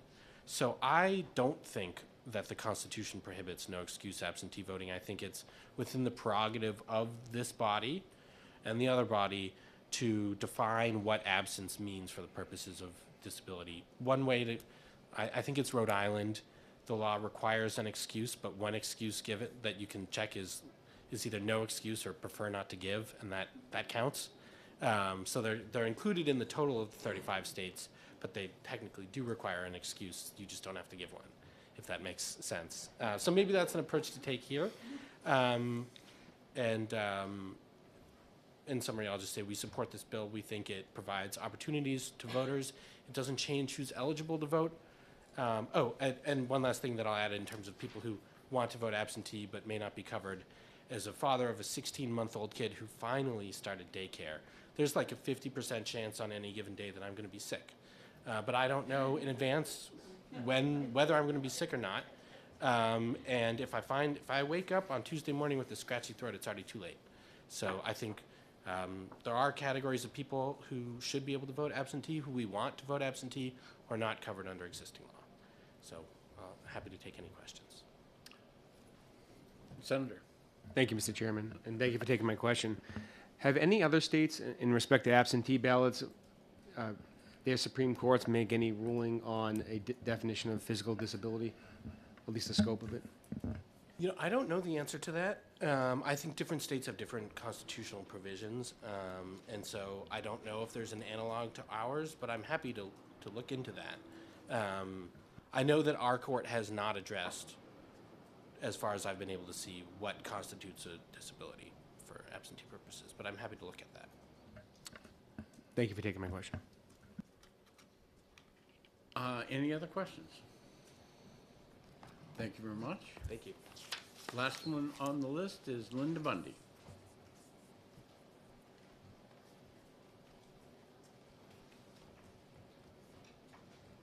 Good morning, Senator Gray and members of Senate Election Law. Since you were very soft-spoken, you're going to have to pull the microphone down and pull it closer to you. Is that better? That's much better. Okay, good. Thank you. I'll be very brief.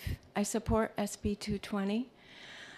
New Hampshire elections are safe and secure, whether ballots are cast in person or absentee. During the 2020 elections, absentee voting was expanded, with the highest voter turnout in New Hampshire, and about 1/3 of those votes being absentee. Those elections proceeded successfully with integrity.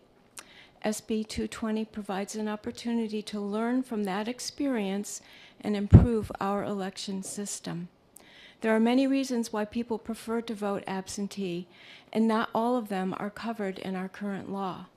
For some people, in-person voting is a serious inconvenience. For others, it may simply be their preference.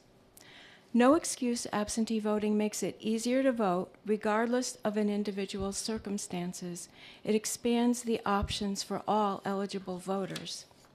Military and overseas citizens have voted absentee for decades with the same secure results as at home. About 2/3 of states allow no excuse absentee ballots. There has been no credible evidence of voter fraud with absentee ballots in New Hampshire or across the United States. Partial processing of absentee ballots prior to Election Day was also implemented during the 2020 elections. This, too, presents an opportunity for improvement in our system. It supports our election officials and benefits voters by making Election Day proceed more efficiently. Additionally, it gives voters the chance to cure mistakes made on the outside envelopes, ensuring their votes are counted. No excuse absentee ballots and the pre-processing of them will improve our election system, maintaining safety and security and increasing accessibility. Democracy is strengthened when all eligible voters cast ballots. Thank you for your time. Questions from the committee? Seeing none, thank you very much. That's the last person I have on the list. There were 2 people who signed in, not speaking, one from the New Hampshire Towns and Clerks Association, and one from the Sierra Club. Okay. With that, we'll close the public hearing.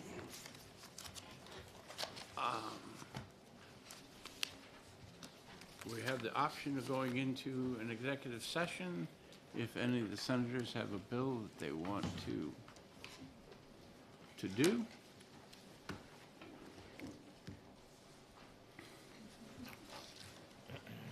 I think that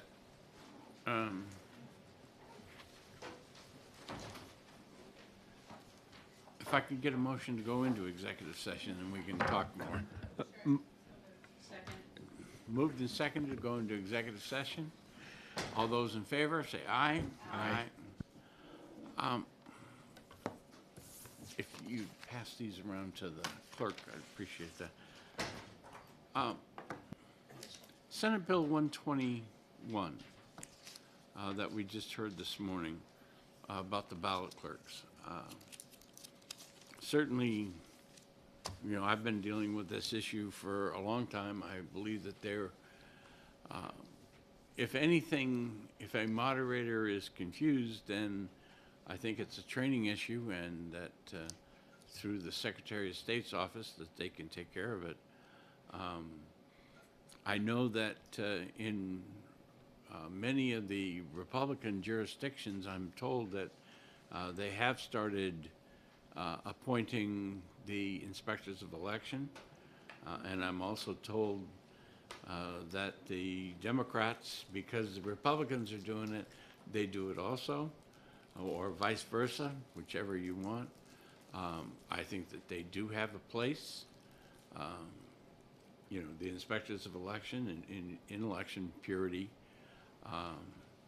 and that I think that the moderator already has sufficient justification to make sure that he has the needed people.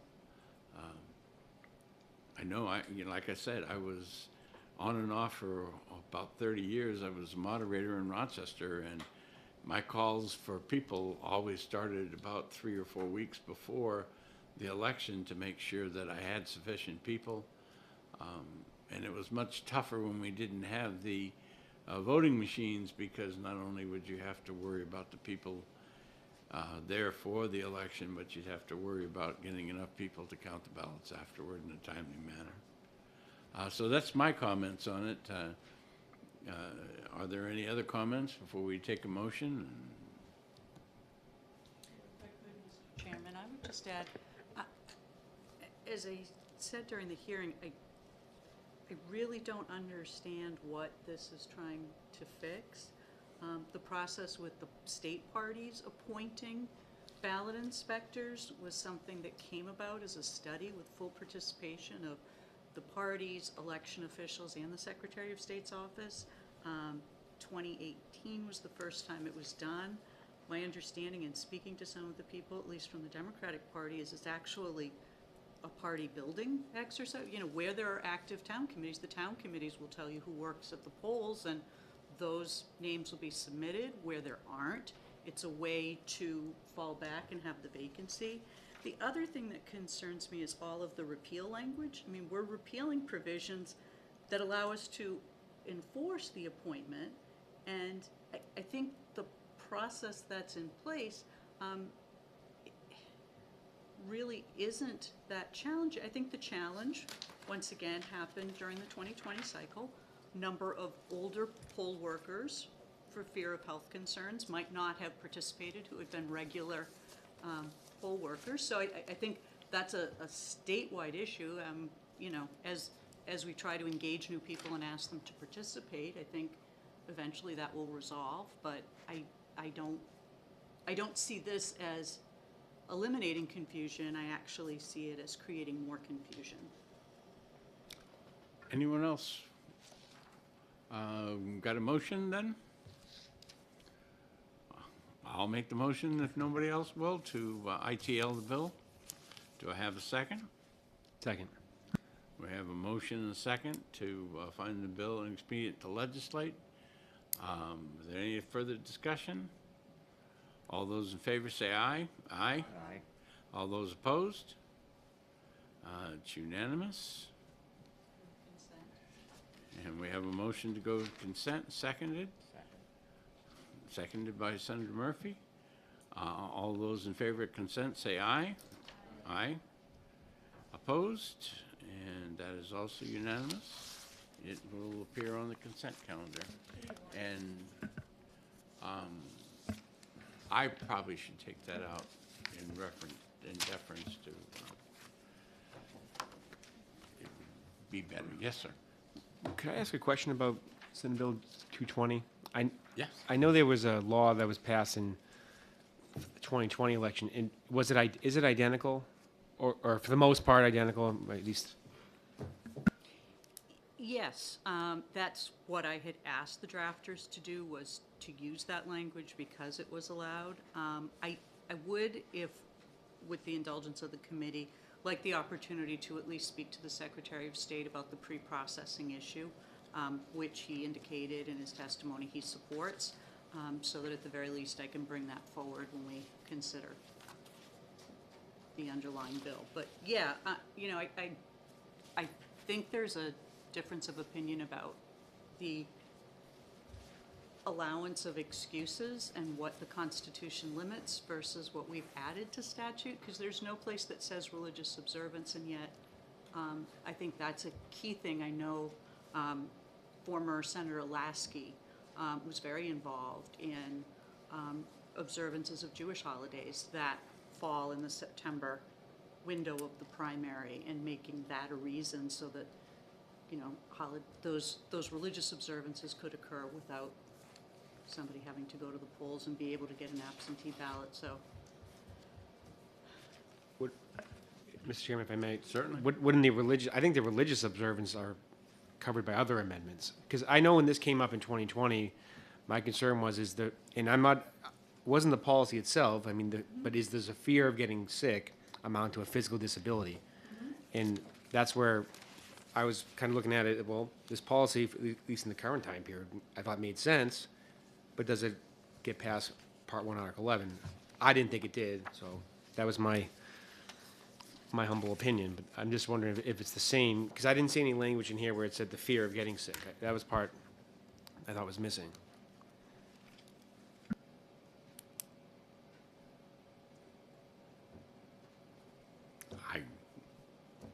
Again, as a moderator, I have been asked lots and lots of questions on this one. And certainly, I used the example of the overtime situation, where it is likely that I will have to work overtime, okay? And if it is your firmly held belief that it is likely that you have to work overtime, whether you're in the town, out of town, or whatever, and that's going to cause you not to be able to get to the polls, that is, in my opinion, a good reason.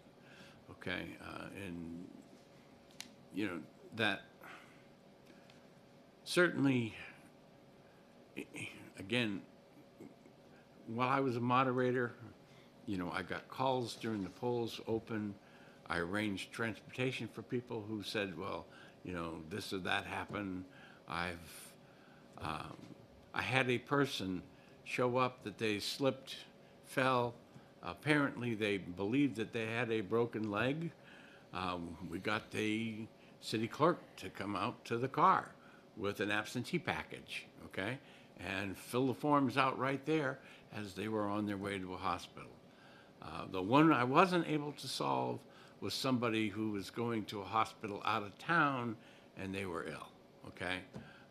That they could not wait until, you know, the clerk got there and could do that, and the city clerk was unable or unwilling during election day to take the time to go to Dover from Rochester to make sure that, you know, that particular. But, you know, your moderator can do an awful lot of things to help you vote. You just have to, you know, contact the moderator, contact the clerk, and get with it. Yes, Senator. This was my observation limited to just town of Salem in 2020, where I was on voting day that year. So there was a lot of people who were openly supporting and, you know, oh, I voted already absentee. I understand. But they spent the whole day at the polls holding signs for whatever candidate they support. And I'm just saying, how absent is this person, or how afraid are you of getting sick if you're at the poll the entire day? And to me, that was a concern. Now, whether that would fall into this, if it's the same as what we passed in 2020, I don't know. But my observation was concerning that if people are signing affidavits saying that they're absent for whatever reason, but yet spend the day at the poll, I'm not sure if they thought it through enough, but that's what I observed. I want to give you my interpretation, okay? If you were in the city of Rochester and you were registered in Ward 5, okay, and you were holding the sign at Ward 6 or whatever other ward or another town, okay, you are, per the definition, not in your voting district, okay? And therefore saying, I'm going to be out of my town or out of my voting district, technically to the law, I believe that they qualify. I've had, you know, discussions with other attorneys about that, and mostly they've agreed with me because the wards in the city are treated like a town. That I do know that other people who have been running for higher level offices, possibly even some of the senators, you know, if they live in a small community and they believe that their time is better spent in another community, you know, or other communities during the election day, I believe they have also taken advantage of that. You know, it's go from one end of my district to the other end of the district. I'm fortunate in that it only takes me about 45 minutes. It only takes me 30-something to get to Alton, but then to get to Gilmanton after that, you've got another drive. Senator. Thank you, Mr. Chairman. What I'm pointing out is Salem we don't have wards. There's 5 voting stations. And there's a population of approximately 30,000 people, but it's the state regulations, everything's at large. And in that case, I'm not sure that I would agree that they were, and that would be a question to present to the Attorney General on the hotline. And just to clarify, some of those folks were on the ballot, so I presume, I'm not saying that impacted the outcome of the election. It was an observation that I made at this kind of, Yeah. Maybe I'm a stickler for the rules, I don't know. All right. Anyone else that wants to have a discussion on 220? Okay, going through the rest of the bills that we got today, we had my 2 bills, 156 FN. Is there anyone who has things that they want to say about the changes that were suggested?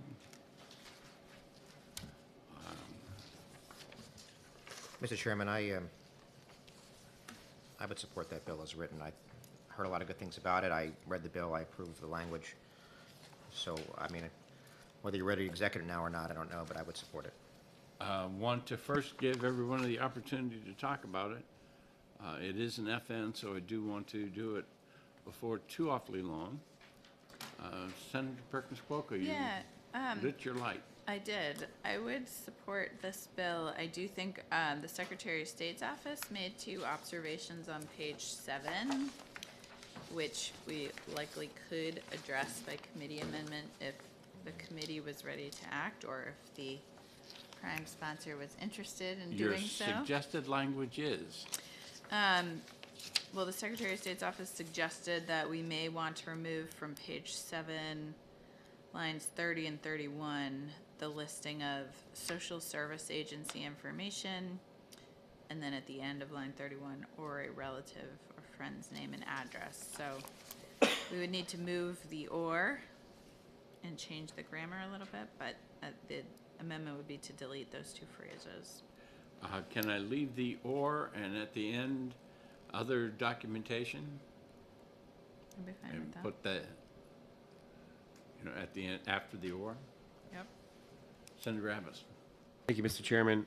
I appreciate the reason for especially the social service agency information, but it's may include, but it's not limited to. So I'm not sure it would have any effect either way. So I think it's a matter of preference at this point. Certainly, to tell you why I would agree is I am looking to get this as bipartisan a bill as we can. And if, the people on the other side of the aisle here, will be more comfortable with those words, as long as it says, or other documentation, I am perfectly willing to concede to that. And Mr. Chairman, I'll clarify my comments. I will support it as written, but I also would be inclined to support the amendment as well, if there were to be one. Does the clerk understand the committee amendment? So on line 30, we're going to delete social service agency information. And then we're on where we want. Where's the "or" going? Liz Venturelli.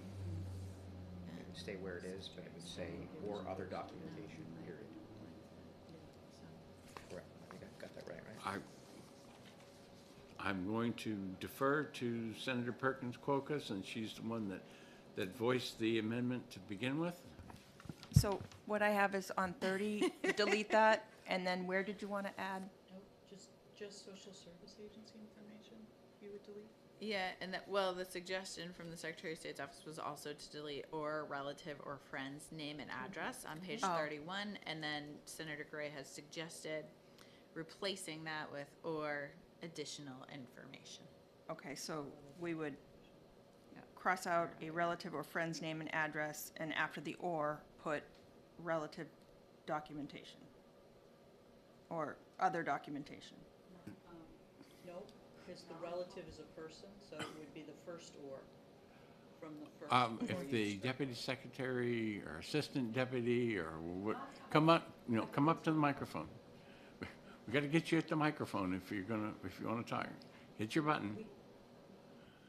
We suggested adding non-public, that this information be non-public. Oh, you did? Yes. Thank you. for Okay, clarifying and that. where would that go? May collect additional voluntary non-public information. Voluntary, and then add non-public. So in line 27.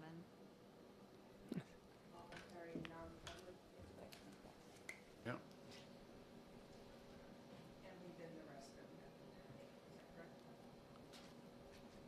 Did And we- leave in the rest, Patty? Did we get the deletions correct? the deletion's correct, and I just wanted Okay. Add the non-public. Okay. So Tricia, I believe line 31 would read with the committee amendment, social media account information or other documentation, period. And that would include social service agency information, perhaps. It could potentially. So I don't think we're eliminating that as a possibility. I don't want the word documentation, I Okay. think. Okay. I think information is better, or, Okay, I'm fine with that. because you're not providing a document. Yeah. I'm providing, No, I think that's right. Sure. Or other information. yeah. Think we got it. Okay, so, since we've worked on an amendment, first of all, we need a motion to ought to pass. True. I would move on to pass. Moved ought to pass. Seconded by Senator Murphy. Additional discussion. Well, we got now to move the amendment. Ought to pass as amended, and the clerk would read back the amendment so that we know that it's the way we want it. Yes, so on line 20, starting on line 27, it will say the Secretary of State may collect additional voluntary non-public information. And then we are deleting social service agency information on line 30. We're deleting a relative or friend's name and address on line 31. And after that, or, which is before a relative, we're adding or other information. Chair, I move the committee amendment as recently stated. Okay. We have a motion and second, additional discussion. Seeing none, all those in favor of the amendment, say aye. Aye. All those opposed? Going back to the original motion as amended, is there additional discussion? All those in favor of the bill as amended, say aye. Aye. And any opposed? Consent? And we have a motion to go consent. Second to go to consent. All those in favor say aye. Aye. And any opposed? And the bill will appear on the consent calendar. Unless somebody else wants to take it out, I will. It's your bill. Okay. Just to go through the next one, to get the committee's opinion. Secretary of State says that if we go to 8, then they're going to want to buy additional equipment, and that they would like the 5% reduced.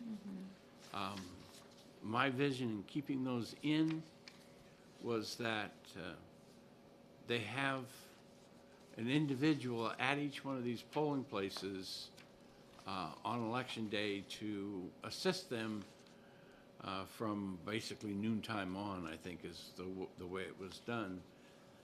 And that the collecting of the ballots could be done either that night or early the next morning. That when we did the audit this year, we actually did 4 audits on that Thursday. I guess in deference to the Secretary of State, and you might as well come up and sit because I'm going to get you involved in this conversation. I guess I would be willing to go down to 6 and do 2 on Wednesday and then 4 on Thursday to try and alleviate some of that and get some of the ballots there on Wednesday. Some will be easier to get than others, but certainly the 5%.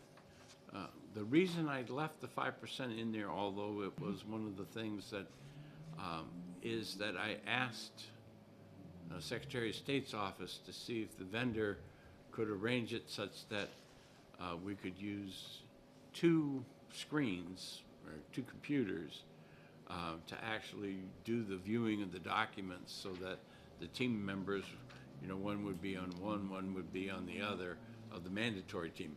We had lots of people there, Observing. when we were doing it. Well, a lot of them were team members, there was, 6 of us or even more that were on the team at the time. The second time that we did it, we did not pre-count all of the ballots. Yep. And that saved us a significant amount of time. So doing where we are going to continue to do random, it's hard to know if any of the ballots will be close by. The people the night before would not be the ones that would be, we would not be loading the ballots in the back of our car. We don't do that. We have teams of 2 people that go out and collect the ballots and have to make sure that the logs and everything are, are properly done. So I do believe we could do a couple on Wednesday. I mean, it's, as you know, it's kind of a busy week, busy week for us, to say the least. But I do think we could possibly do 2 on Wednesday, assuming that where we divide it among 4 quartiles. Our largest one is definitely not going to be up in the north. So when we pick one from the top quartile, more than likely that is going to be within a reasonable distance of Concord, to be able to pick them up early that morning and start it, potentially do 2 on Wednesday. But having, if we were only looking at, 2.5%, 3% of the ballots, of having to bring them back up, that just, it's a time issue. And like I said, as you get beyond doing about the first 2%, even the people who were observing it just sort of started drifting off. So on line 10, what you would like to see is that 5 replaced by not more than 3. Line 10 of page 2. Yeah, Line 10, page 2. Yeah, Yes. line 10 of page 2. If that could be reduced to 2 or 3%, that would be. And line 1, page 26 is the requirement for 8. Excuse me. Line 26, Page 1. page 1. That says no more than 8 AccuVote machines. And obviously, we're still using the word AccuVote machines in a later session. When we've approved use of new machines, we may have to go back and change that. But I'm sure that's not the only place in legislation that the word AccuVote will need to be changed. Well, I want to keep AccuVote myself, and the reason I don't want this procedure extending beyond the AccuVote machine's lives, because if we buy a machine that does all of this, reading we don't have to read an AccuVote machine ballot, but if it scans the ballots, assigns a serial number in their database, then I can go right to their database and select the 3% for my review, is what I would envision that the requirement on a newly approved machine would be. The only reason that when I wrote the original part of this, that I'm scanning ballots, is there's no way to identify your ballot from my ballot from anyone else's ballot after it goes through the machine and gets dumped in the bin. I mean, I agree with keeping the AccuVote language in at this point. Once we have new machines, then we'll see what the new machines that are approved by the Ballot Law Commission, what their capabilities, et cetera, and can address any changes And it would be later. my intent that when that new machine is approved, that there be an audit plan that is approved along with it. But respectfully, Chair, how does that, I mean, one of the suggestions we got was that hand-counted ballots are included in the audit. You suggested there was another place they got picked up, but. Right. Right now, and I think that there's another bill, either mine or somebody else's, that perpetuate, or maybe it was self-perpetuating, where we are doing up to 10 higher ballot audits for the representative, and they ran they were hand-counted ballots in the ones that we did. There were others. If it's a good procedure, certainly we could look at that. So I didn't want to play with this one because I wanted to keep this one kind of on the AccuVote machines. and the others stuff either deal with it through that other legislation, and that's why I was saying on 26 to get you so you only have to do 2 on Wednesday or so, or 3 if you want, so you got half and half. Yeah, I would not put in here which date we need to do them, just that they need to be done by noon on, they need to be noon sent. on Friday. And that would be up to us to figure out how we are going to do them. And then the change on page 2, I mean, I would just personally prefer that we don't go lower than 3. I'm willing, Line 10 on page 2, yeah. you know, I particularly liked 5.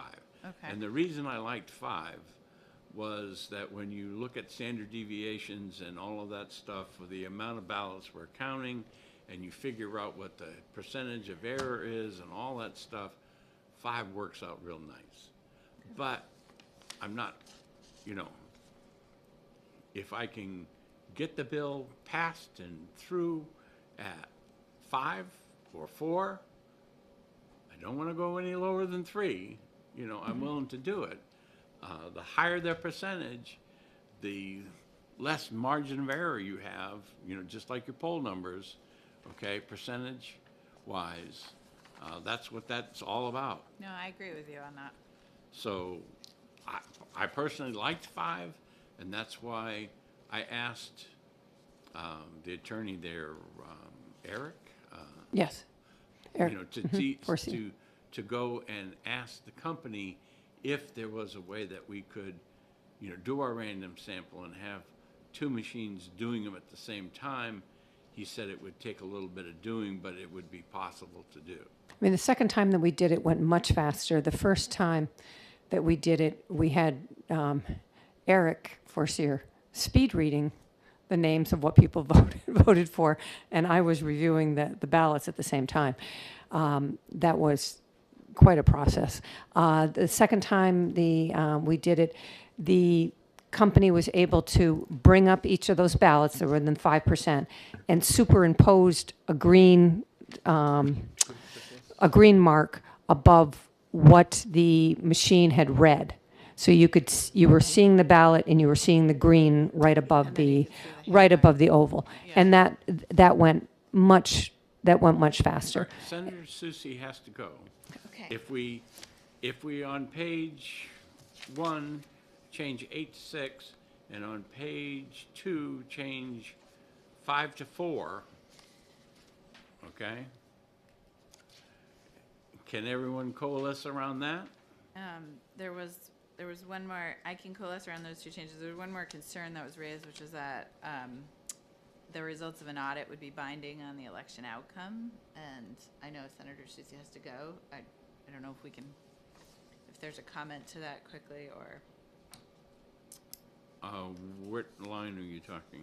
It was just some of the testimony that was given that it would be best practice for the results of an audit to be binding on election outcome, and that there wasn't specific language here. Right, the language is not in there, and that was because the audit information is provided early enough in the day that anyone who seeks a recount can seek the recount based on the audit results. Okay, So I see. I'm assuming I have a motion ought to pass. Senator Murphy, seconded by myself. Seconded. Okay, Senator Abbas. We have the amendment. The amendment is just the 2, 8 to 6 and 5 to 4. All those in favor are an ought to pass motion on the amendment. I'll move it. Second? Seconded by Senator Perkins Coca. All those in favor of the amendment say aye. Aye. Aye. And opposed? And all those of the bill ought to pass as amended. Further discussion? Seeing none, all those in favor say aye. Aye. Opposed? Seeing none. Consent? And all those in favor of consent say aye. Aye. And I will take it out. Thank you, Senator Susie, for waiting for me. I hope I haven't deterred you too long. And Mr. Chairman, for the record, I did prefer 5 as well, but 4 was not a deal breaker. Hey, you know, compromise is good when you're passing good legislation. All right. The Senator Birdsell's bill, I think we need to hold off on that for a little bit of time. I think so. 63, we've taken care of, and 220, we're going to hold off on. I didn't, is there any? Go ahead. Senator 70, Senate Bill 73. I'm going to hold that for another week. Senate Bill 73. That is my bill. I am working on an amendment. I will try to have it ready for the committee's Okay. review next week. As discussed, it will probably be focused on the source of the funds. Senate Bill 92. Senate Bill 92, relative to the authority of registers of probate. I am working with the court system. We think that we're very close. Okay. After examining the court navigator program that they've got, they agree that they, will accept people into it, and if someone is not working out, they will have a process to remove them from their court navigator system. We will use that. I'm having the language drafted that if they, prior to them becoming a register of probate, they need to be a court navigator, just as the county attorney needs to be an attorney. This person would need to have gone through that training. And that, right now, one of the parts of the language is we haven't quite finished with is if they cease to become a navigator in the court system, and what I want the language to say is that will be referred to the county commissioners, who may institute action to declare the vacancy and appoint a new one if, from a qualified individual. And I think with that, I'm very, very close to the court coming in and saying, we have no further objection. I didn't say that they were going to come in and say, it's, 4-0, but, so that gives you an update on that. I'll pen the bill, I believe. All right. And with that, do I have a motion to come out of executive session? So moved. All right. All those in favor say aye. Aye. Opposed? And our business being completed.